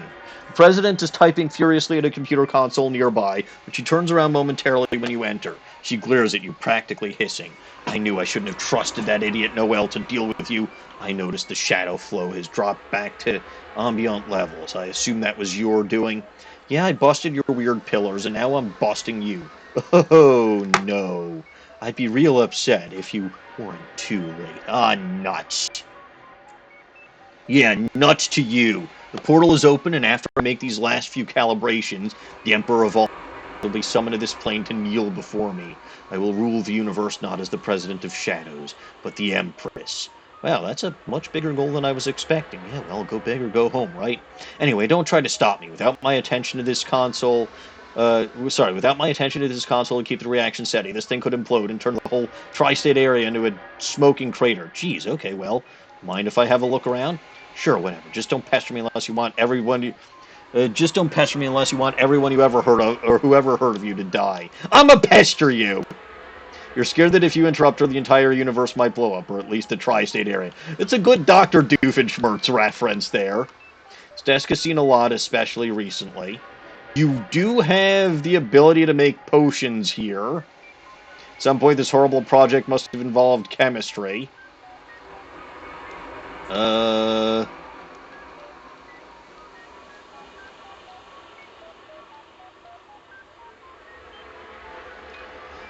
I think I'm good. Nothing.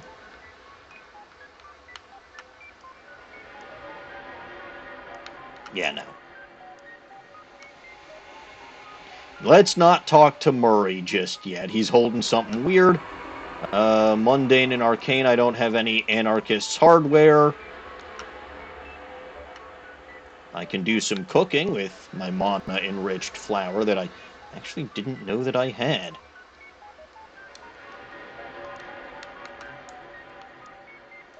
There's books, a lot of engineering and occult books. Nothing really catches your eye. Bed hasn't been slept in for weeks. A note about this bookshelf. I do not believe this was possible in the particular route that I took. I think you actually have to take biology and get Barker as a companion, which sucks because I really do like Simone. But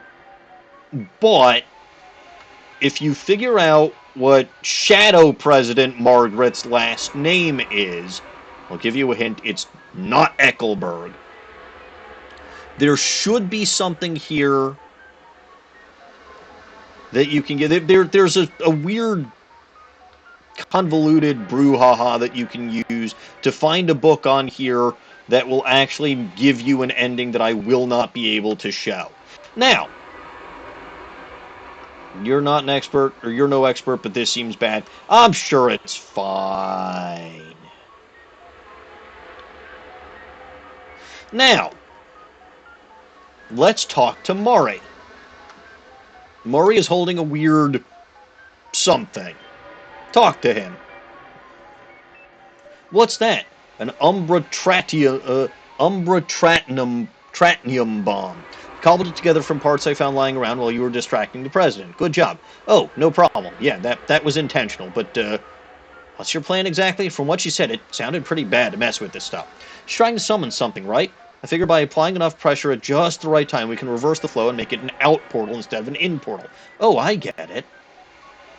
So it'll suck her out into space and no more problem. Well, not exactly, or rather, yes, but that's not the end of it. We also have to take care of whatever's waiting on the other side of that portal. Oh. You're saying I have to go through and fight it, aren't you? I don't know if it'll be a literal fight or what, but yeah, that's the long and short of it, kiddo. This is the end game. There's no coming back from this. Are you ready? Well... Actually, let me be more explicit. This is literally the end game. Once I set off the bomb, and you go through that portal, you can't come back. The game ends one way or another, but nothing gets saved after you go, so you can reload back here and keep playing afterwards. I don't really understand what you meant by that. It's okay, kiddo. I wasn't really talking to you. So, good news. Sort of.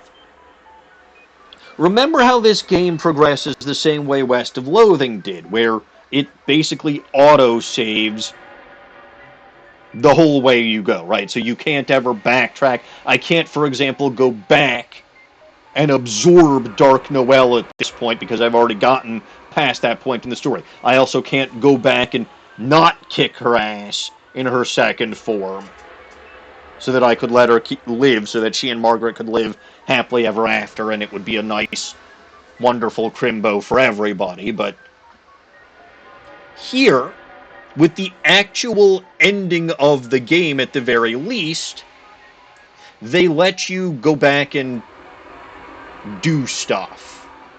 Right? They'll let you see multiple endings. So, let's do it. Okay, it was good seeing you again, kiddo. I think I got this bomb wired so I can set it off from here without by overloading this other who's-its, which hopefully won't end up getting me killed, but whatever happens, you gotta jump through right away. Don't know how much time you'll have. Geez, okay, be careful, you two, kiddo. Ready. Let's do it. No! Here goes nothing. Hell yeah, fire in the hole! God, I love Molly. Resolution. You and Molly and the president and our machines and a sizable chunk of the floor appear in the middle of a pale void by the just-arrived light of stars that burned out uncountable aeons ago. Arg, no, what did you do? Threw a little monkey wrench in your plans. Don't try to act cool about this. You don't have the slightest idea what kind of power you're messing with. Oh yeah? Like what? Welcome, playthings. You look over to the right where you see a hovering swarm of giant mouths and eyes. You get a feeling that this is your brain's best attempt to render what you're actually seeing in a way that won't simply annihilate your mind. In particular, that. Oh. Was this whole deal just a giant monkey's paw? Like, did I achieve the ultimate power but also got cursed to be constantly surrounded by morons? Hey! Portal frame still looks intact. Maybe I can reopen it and fix this. Oh, you can get us back? I can get me back. Then continue with my plan to summon the Emperor to our universe under controllable conditions as intended. Yes. But if I don't want you to do that, do I look like someone who gives a hot crap what you want? Go away. Go die in the void. Sheesh. Somebody's cranky. Hiya, Molly. Even here. She shoots me a wink. Hey, Molly, I don't suppose you've got any ideas? Well, kitty, usually my plan A is bullets and plan B is more bullets. What's plan C? I never needed a plan C before. I never met anything that couldn't be shot with bullets before, but, She holds the necklace that Nancy gave her. The single Tommy gun cartridge is engraved Nancy plus Molly forever. You think this is one of those situations where the power of love, of true love, vanquishes evil, that kind of thing. Well, I wasn't going to say it like that. Shoot it!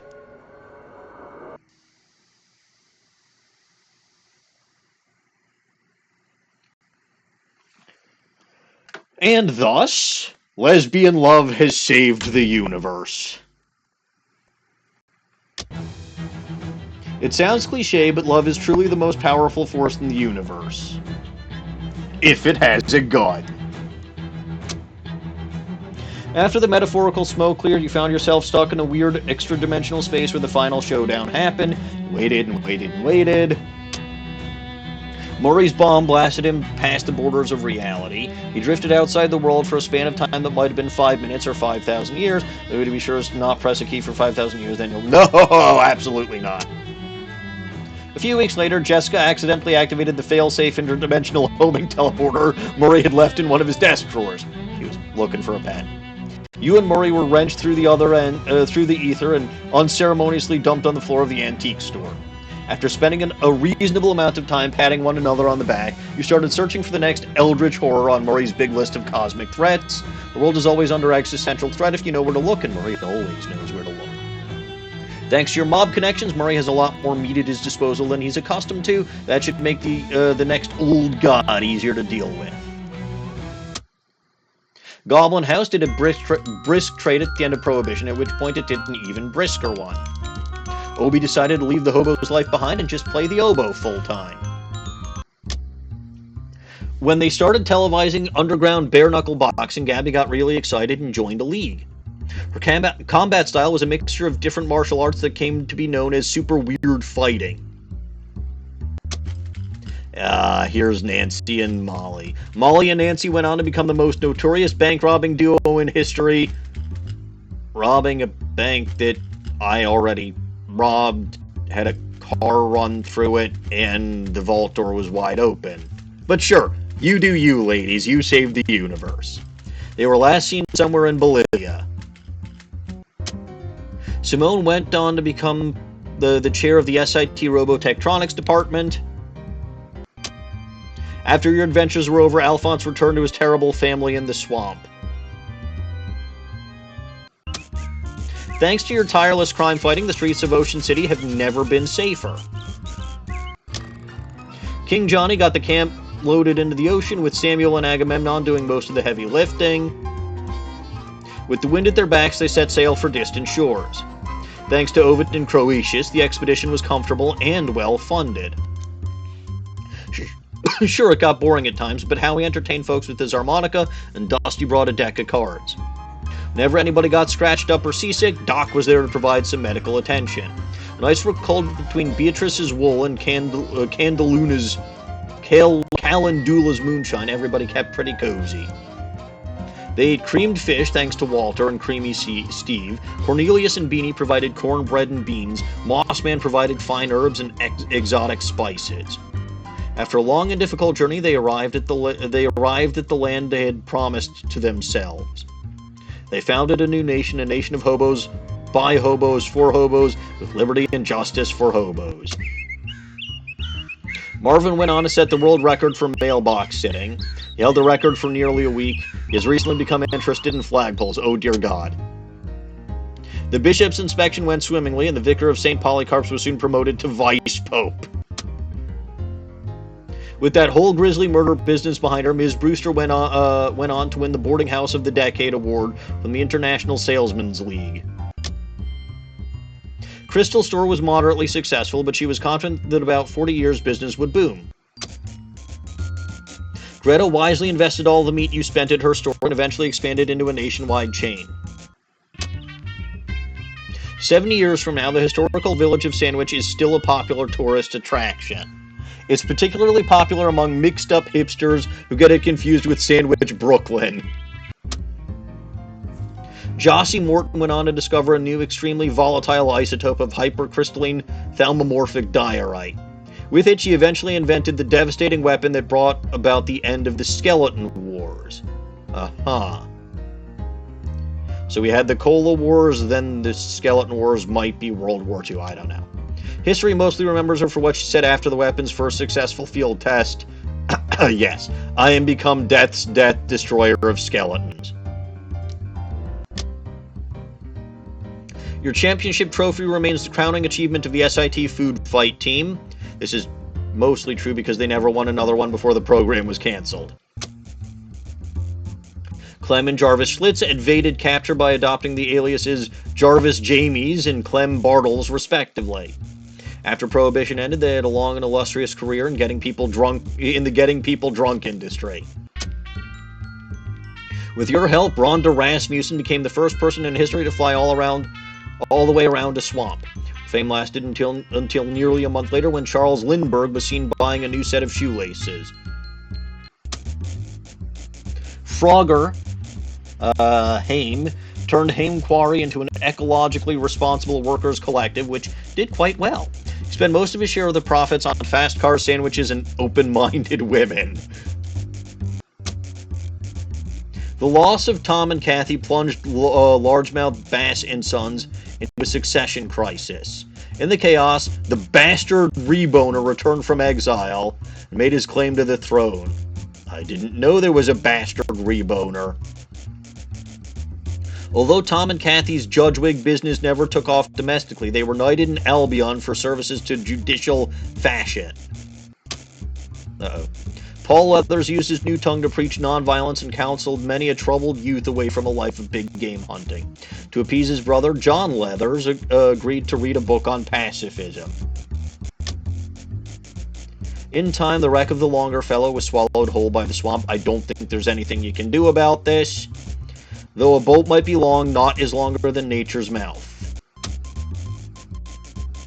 The kid with glasses spent a week bragging after you proved his theory about big hands. The plant kid will happily wear Mossman's mustache for the rest of his life. Chemist kid is still reeling from the whiff of the smell of the wisp you brought her. Radio kid still proudly wears the feather you brought him from Barbary Argra. Kid with the wrench still tells stories about the time you captured the Chupo Naranja. Fly girl is still grateful for the chest hair you got her from Flemberg. Will Hunter moved into international waters to escape federal prosecution for marble fraud. Okay. Mole Rest Place remained uninhabited until the 1990s when it became a hotbed for swinging, sexy singles. All right. With no natural predators to thin their numbers, Macmillan Cuddy's sheep bred out of control. Oh, God. He went on to become the region's primary supplier of both mittens and mutton. Ugh, too many sheep. Despite all your efforts, the maze stayed pretty much exactly the same. Again, I don't think there's actually anything you can do here either. Forever. Billy made sure of that. We never actually met Billy.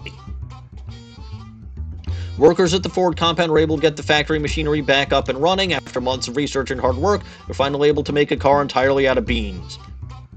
It smelled awful and nobody would buy it, so they ended up abandoning it in the streets of Ocean City. The old ham mill kept spinning until Howdy Howell was snubbed for another Pulitzer 3 weeks later. Rufus emerged from his portal somewhere deep underground. He didn't know where he was, but he knew that he was one step closer to his sister. That was all that mattered. The end. Press any button. So, that is Shadows Over Loathing. You get the credits here.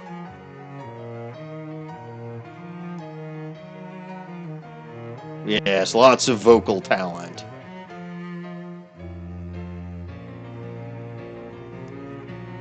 Bats the dog, Cookie the dog, Loki the cat, Monocle the cat, Moxie the dog, Oscar the cat, Penny the dog, Roxy the cat, Stinko the cat, Whiskey the cat. Lots of cats. This having been said,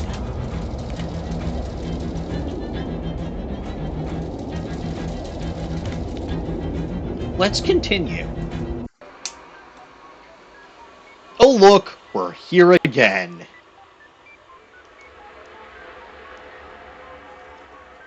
So, we can do multiple endings. Let's go get blasted there again, yada yada yada yada. And what I'm going to spend my remaining hour doing, well, maybe not my remaining hour, but certainly the rest of the stream doing, is showing as many possible endings as I can. So I showed the Molly Button's Lesbian Love Saves the Universe ending because, sure, we'll go with that being the canon ending. But there's other things we can do too. If we don't immediately talk to Molly, barring your access to the control console as the President of Shadows, interrupt her machinations. Hi. She grinds your teeth and ignores her. Any chance I can get you to give up your plan to enslave humanity and the universe in general. Johnson Christ, if I brought a gun with me, you would be so dead right now trying to talk her out of this. Look, can't we talk about... No, we can't, but I will strangle you with my bare hands first. Never mind. Absorb her, level 5 Shadow Taint. I don't have level 5 Shadow Taint. Something to consider. The Umbra Tritium Alloy Portal Frame. Take a closer look. Technology is incomprehensible to you.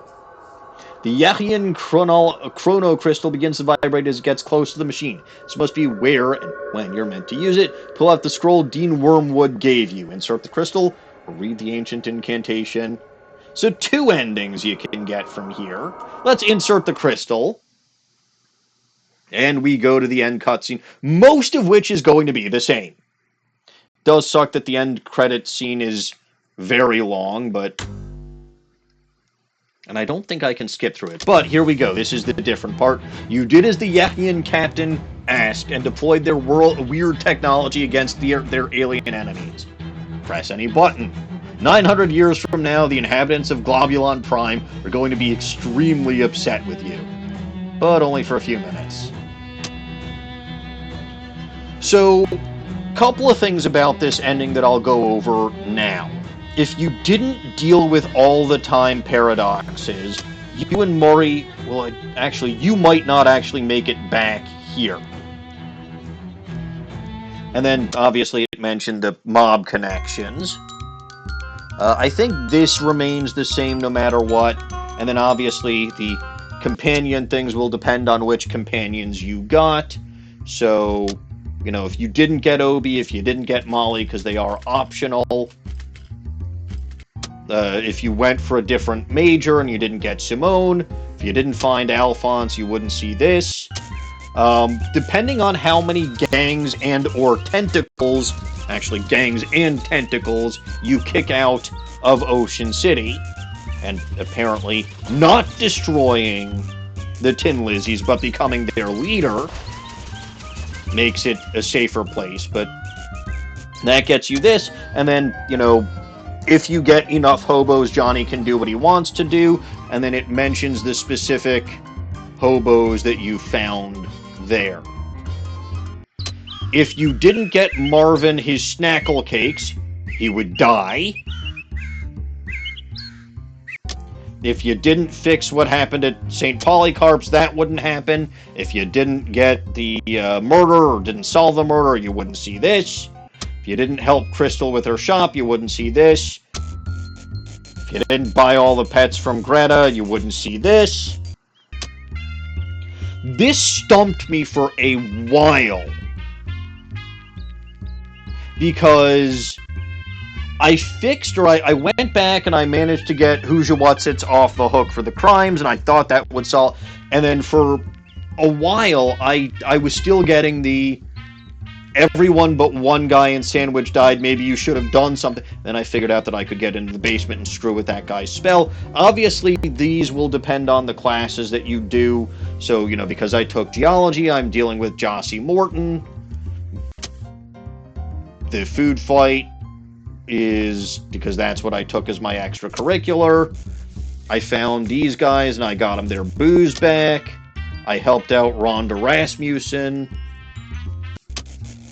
And then I completed, well, I did that weird ending at the Haim Quarry, so hooray for that. And then this was unique to this one, to this playthrough, because I actually let Tom and Kathy go. So this is because I let Tom and Kathy go. The bastard Reboner shows up and kicks them both out. Then I helped them get, I helped Paul Weathers get a tongue, so we're good there. Again, the longer fellow, well, okay, I found the longer fellow in the first place because I went and did Mudhenge. There's nothing that I can do to stop it from being swallowed by the swamp. For each and every kid that you help here, you'll get the comment about that. If you happen to find Will Hunter and rescue him from the tree, you'll find this. Mole rest places if you encountered that. McMillan-Cuddy because you helped him with his ducks. And then if you happen to make it to the maze, you see this, and you rescued the employees of the Ford factory. You helped out the old ham mill. You helped out Rufus. So the ending will remain mostly the same, it's just the beginning that's different. The credits are always going to be the same. Honestly, I don't actually think that this is going to take an hour to show you all of the endings that I can do.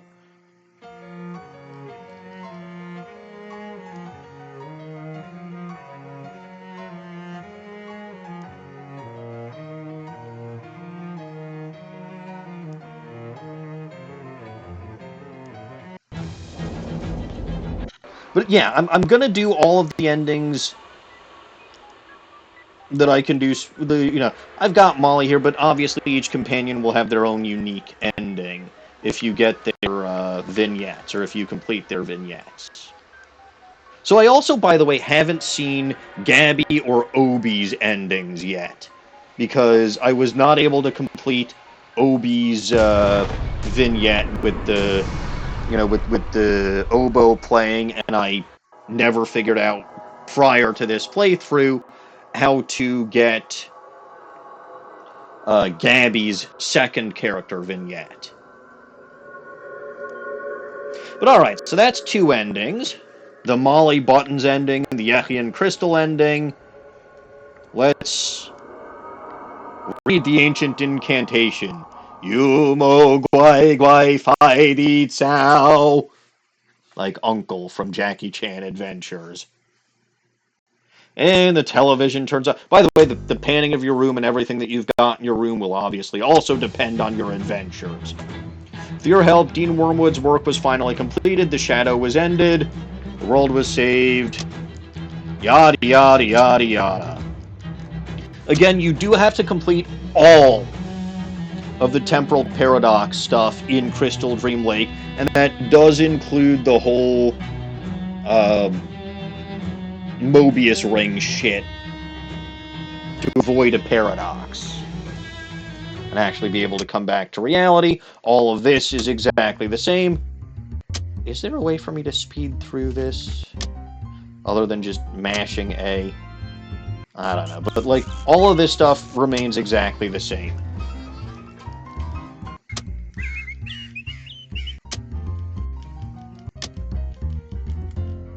Seen it already, seen it already, seen it already.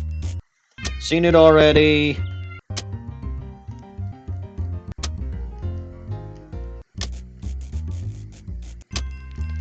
Hello, Rhonda. I like your hat. But yeah, it does kind of suck that, like, the only thing that changes as far as the ending goes for a lot of is just, like, the very, very, very beginning of the end credits. Like, I give them credit that they let you have multiple endings, but, like, you're basically watching the same thing over and over and over again with just a different first couple of, or literally a first slide that's different. Yeah, so that's three endings. That's the Lesbian Love Saves the Universe ending, that's the Echian Crystal ending, the Dean Wormwood ending, which is also the first time I've seen that, because I accidentally killed Dean Wormwood the last couple of times that I played this.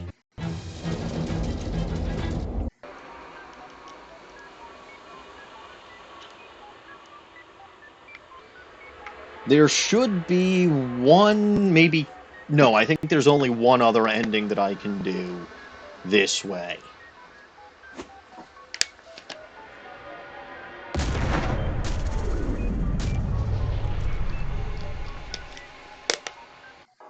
Resolution.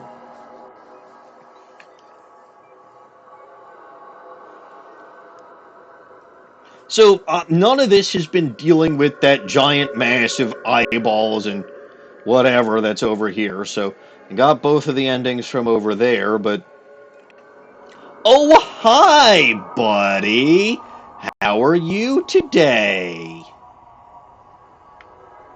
Hello, be not afraid. Hi, welcome to my realm. What are you? I am what the shadow is the shadow of. Nice job if you can get it. It's a living. Try something desperate. Intimidate it. Listen, Buster, you'd better reason with it. Look, let's just discuss your words have no power here. Smooth talk it. Hey, you seem like a pretty hip cat. Pfft, ridiculous. Well, you tried. Beg? You get down on your hands and knees. Pretty please. No! Nuts.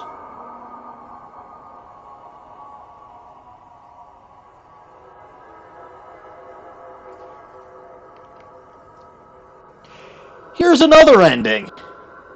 Surrender to it.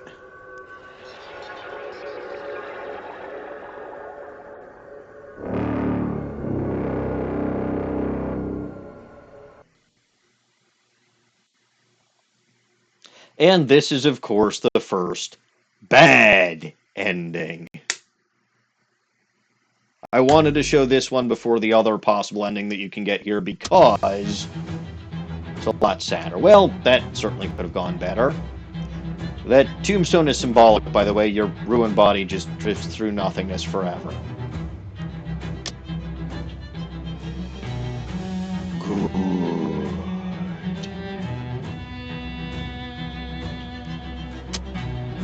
Rejoice.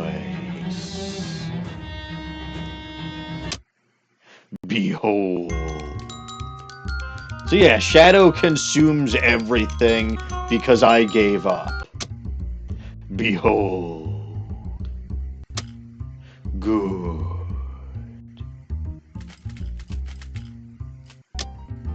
Behold. Yeah, shadow consumes everything. I am here. Embrace. Yes, give me a hug. I am here. Embrace me. Become me. Hey, I already am me. Behold. I am here. Embrace me. Do you say anything else? Behold. Yeah, just shadow consumes everything because you failed. Join me. Become me.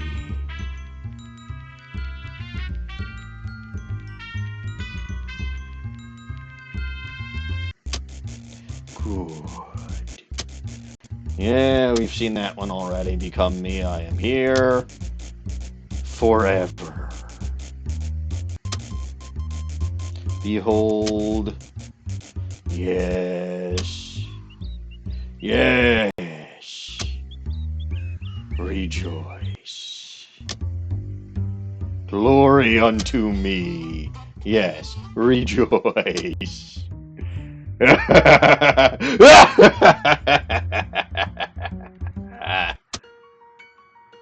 Glory unto me.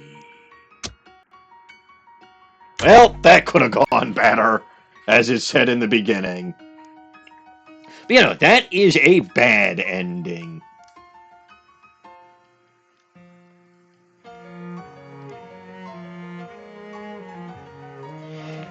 A very bad ending.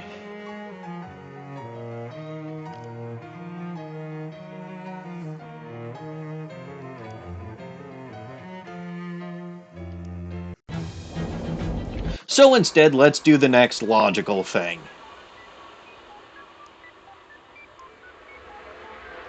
Beat the shit out of those stupid shadow things. I'm sure we can. Molly, you and me, we got this.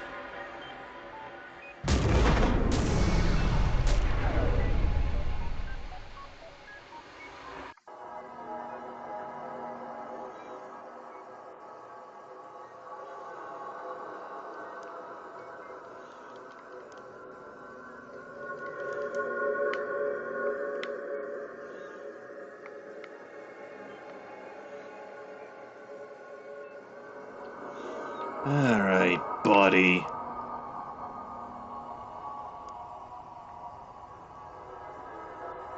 So trying something desperate didn't work. Surrendering to it just killed me. I can't pry myself away from its gaze and walk away, but... let's beat the shit out of it. Fight me?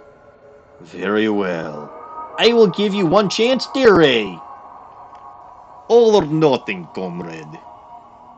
Yes.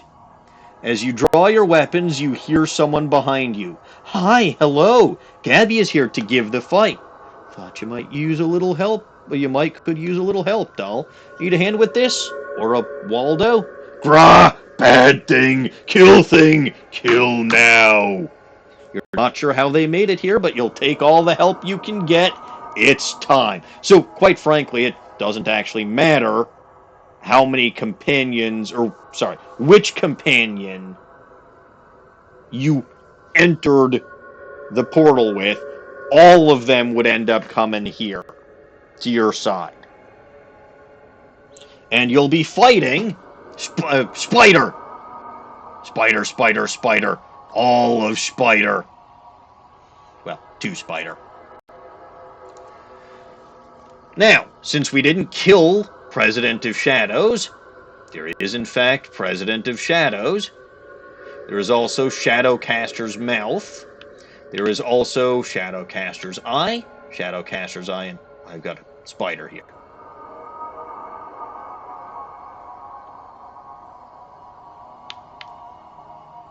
Now, you'd think that Alphonse Gator dealing 6 spooky damage to all enemies would be good, but it's not so good.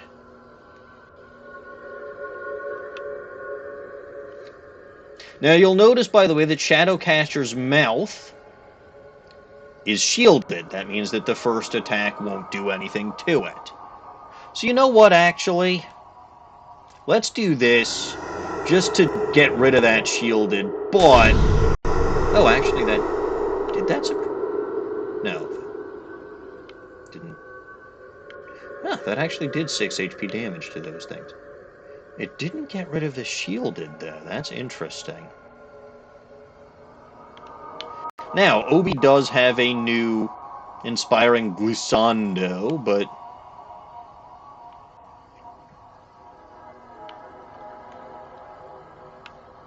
Let's, I can't get rid of... Actually, yes, I can. If I do this, then the Arctic Spider won't actually be able to move, because it'll get damaged before. Molly, my dear, shoot stuff. Alright, that shielded went away from that giant well. There went Molly. There went Simone.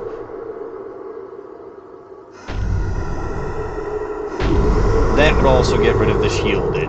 Now then.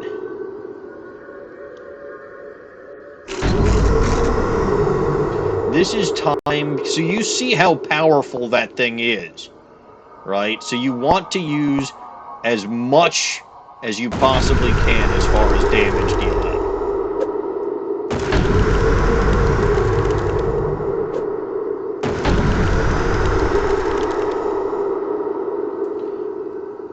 I don't think... Yeah, these don't have the limitation where they can't be, or they've got a cap of damage for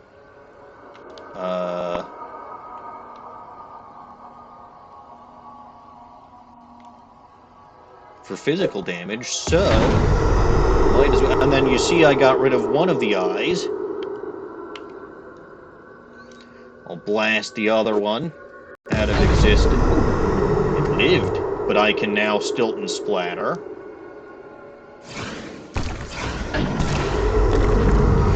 Still got some fight in you, huh?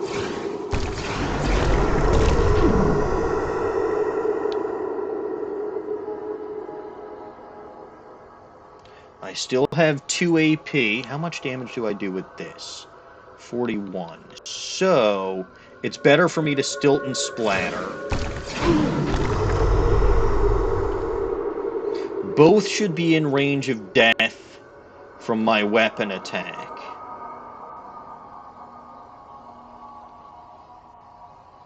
I can deal 24 damage to the president or 14 damage there. Can't use any more combat items, so yeah, let's wipe out 24 of the president's life points and destroy Shadowcaster Mouth, because that's more dangerous. And now, little robot gets revenge for Simone, and she gets killed by a spider of all things. Hooray, we win! We beat the shit out of that thing.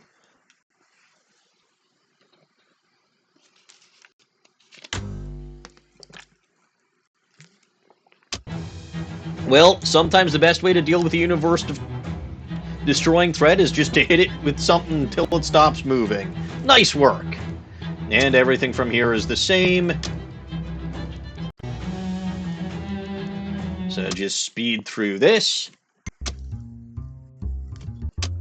I guess the only thing that's different, just based on which companion you have with you, is you don't get to... Well, we're not going to get to see Molly Button's line as she dives in to come help, but Molly Button's had a ton of screen time this time.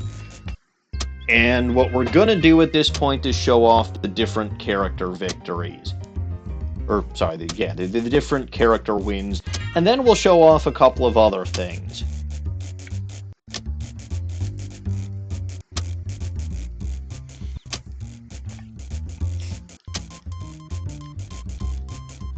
Because there are other ways to deal with this other than companions, other than beating the shit out of something, other than the Yachian Crystal and the Dean's Hujima-Watsits.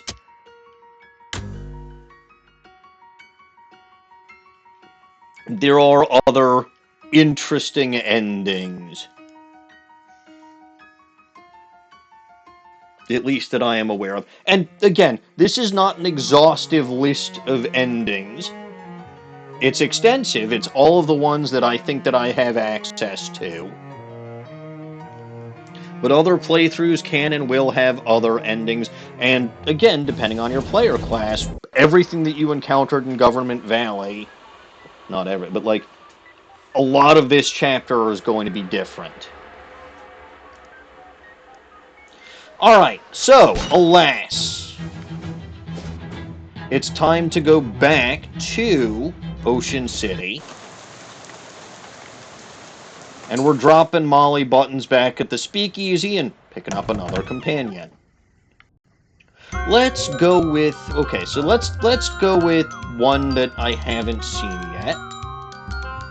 Which is actually most of these, because I haven't seen Obi, Gabby, or Simone's ending.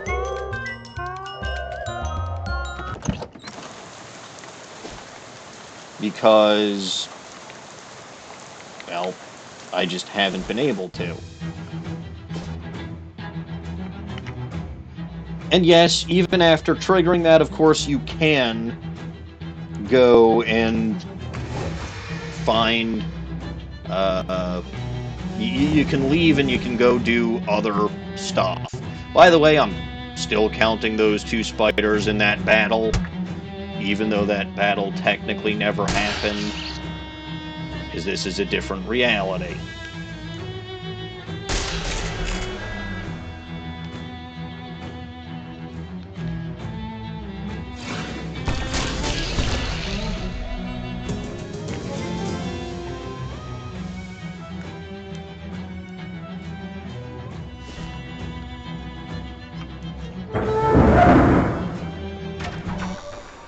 Alright, Murray. Let's go.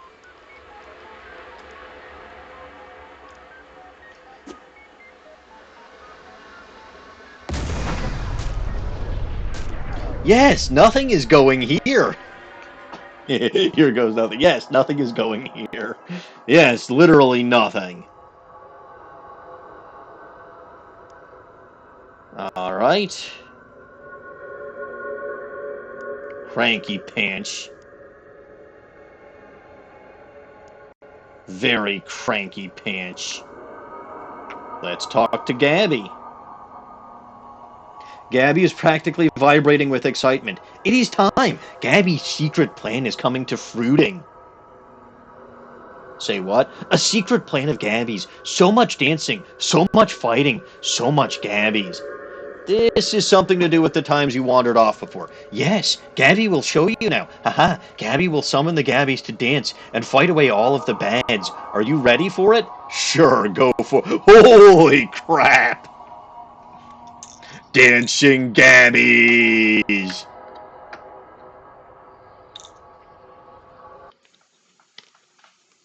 Well, there was a nice little animation for that. There wasn't an animation for Molly's bullet destroying everything, but Gabby wasn't the best dancer in the universe, but she turned out to be the most important one. Yeah. All of this again. So far, Lesbian. Love saved the universe. Dancing saved the universe. A weird alien crystal saved the universe. A Dean's incantation saved the universe. And beating the shit out of stuff saved the universe. And then giving up doomed the universe. And ended up with me being dead.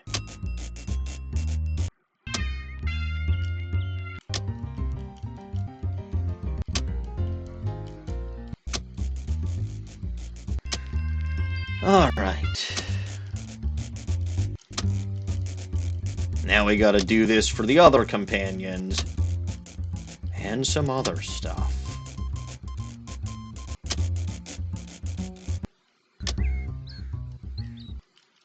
I wish there was a way that you could just skip through. I mean, I get it. Like, if you didn't do everything, this is just a good way of telling you.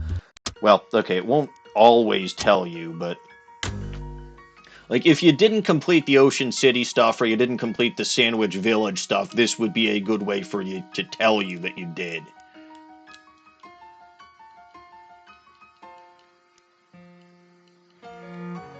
So you can technically also change all of that, by the way.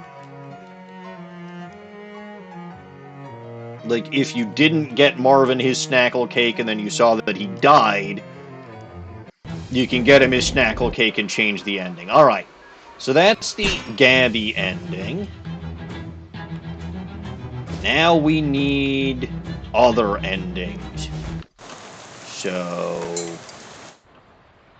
let's go for the one that I have seen, Alphonse. Booze okay, too thin.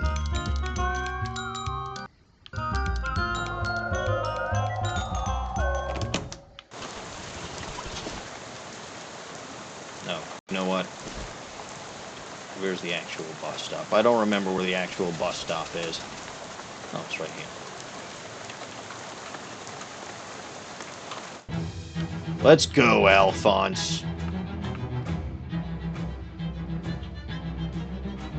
Oh dear.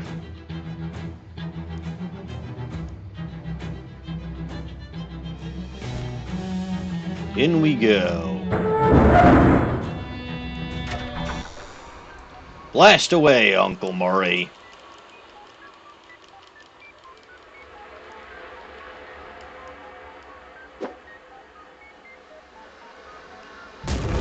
Here goes nothing. Jump hole, kill god! That's the way, Alphonse. That's the way.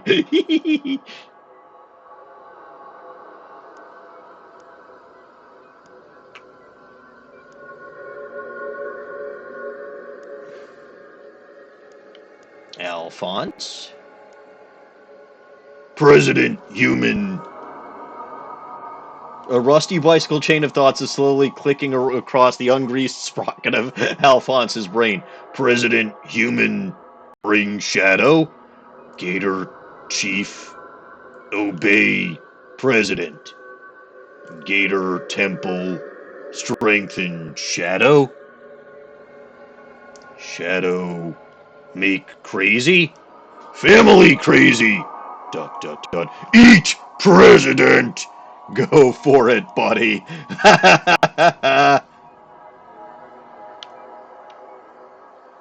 With the president gone, the console is accessible. Access it then. Oh, hey. You quickly look at the controls and readouts. It's a complicated system, but you managed to figure out the two most straightforward button. Red button will open a portal to unleash the shadow. You will be my trusted lieutenant. The green button will turn off the machine. Press the red button, press the green button, leave them alone for now. Alphonse is happily digesting one of his the most important and evil people in the country, if not the world. Looks very satisfied. Let him luxuriate in it.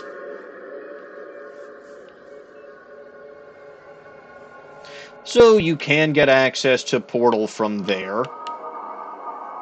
There is, of course, red button and green button.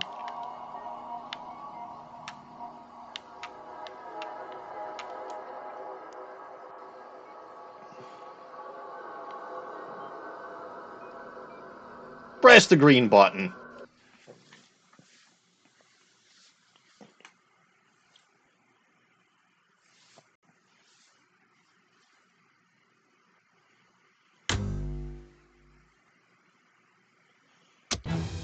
You press the green button and save the world. It's weird how often it comes down to a choice of two buttons.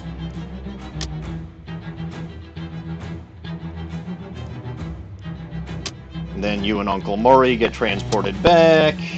It's funny how that stupid shadow creature didn't take his anger out at you.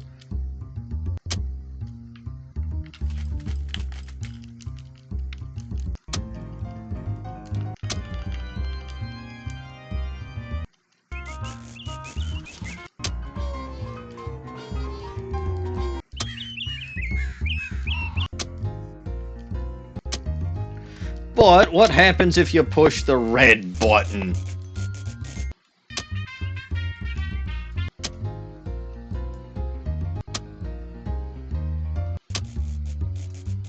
So I don't actually know, because there was nothing else that I could do for Alphonse's character vignettes to the best of my ability. Alphonse eating the Shadow President is...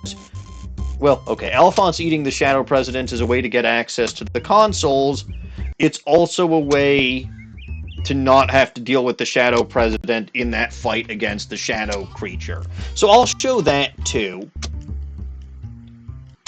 Obviously, the red button I can show at another time. Well, okay.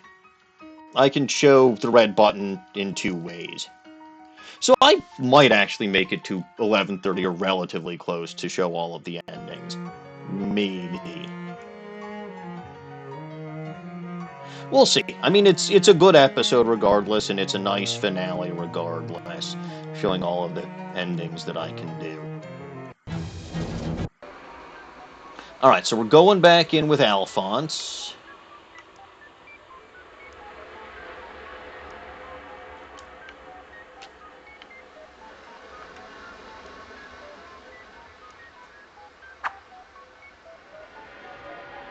Alphonse will eat Shadow President, and I guess we will, because I can show the fight without Madam President.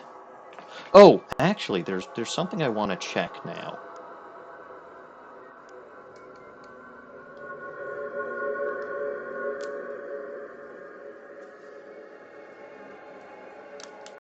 Oh, I don't have options in here. But you can eat President. So because you had the character vignettes and he realized that his family was crazy, he will eat the President. So yeah, let's take on Shadow Creature now without President.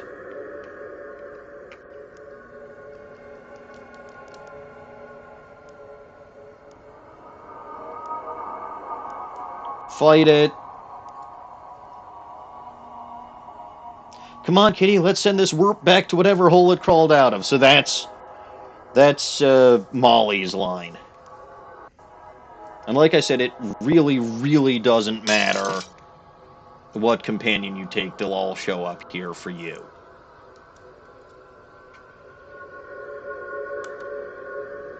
That's two more spiders. Molly, go well, no. Molly, take out Spider.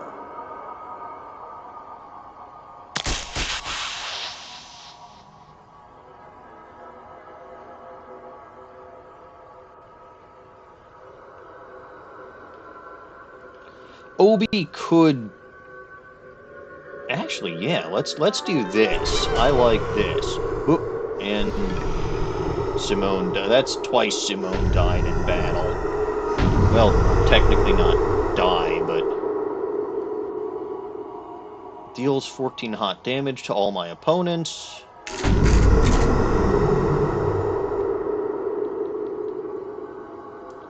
Explodamigate. Explodimigate. Explodimigate.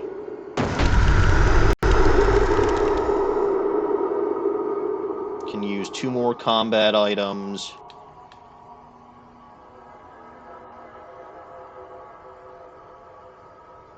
I got 2 bombs hanging around somewhere.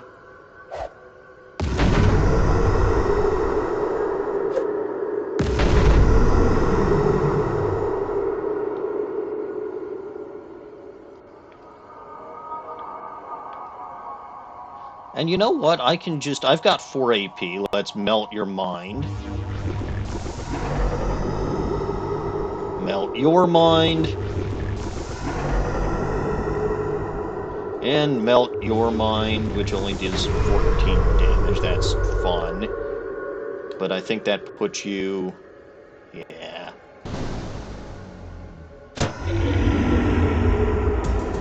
So now we beat the crap out of that thing, too. And I think we're going to get literally exactly the same ending as if we beat the crap out of it the first time, because it doesn't matter whether or not the Shadow President is there. Yeah.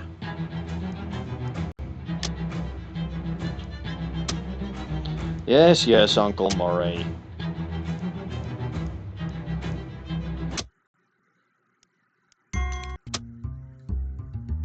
Oh. L for move? What?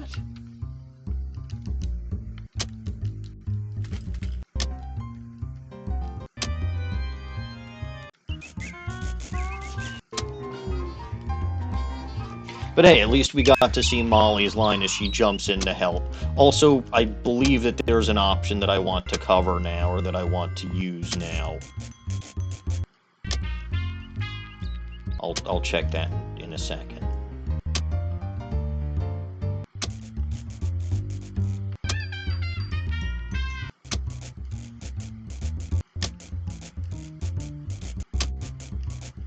So you saw that victory pose that we all did after beating the shit out of the Shadow Overlord or whatever the hell it was.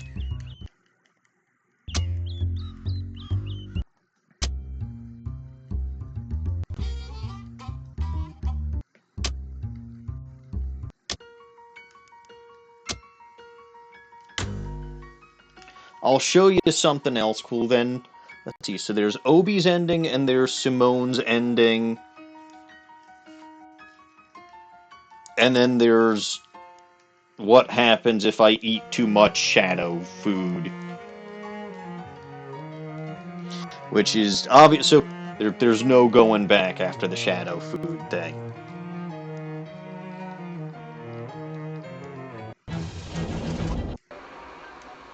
Options.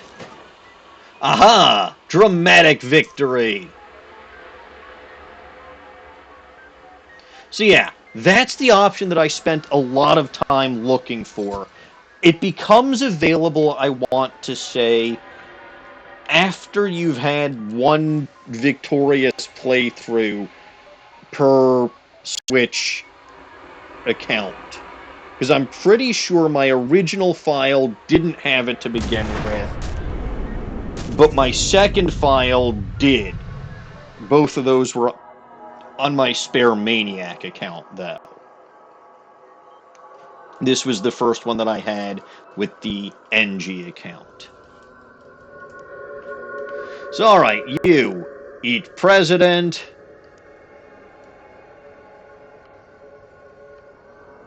Access. Press red button.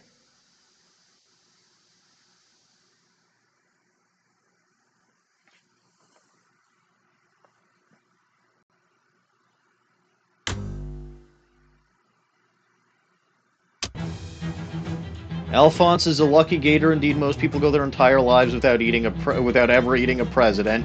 Heck, hardly anybody ever gets to eat a senator. And then we get this,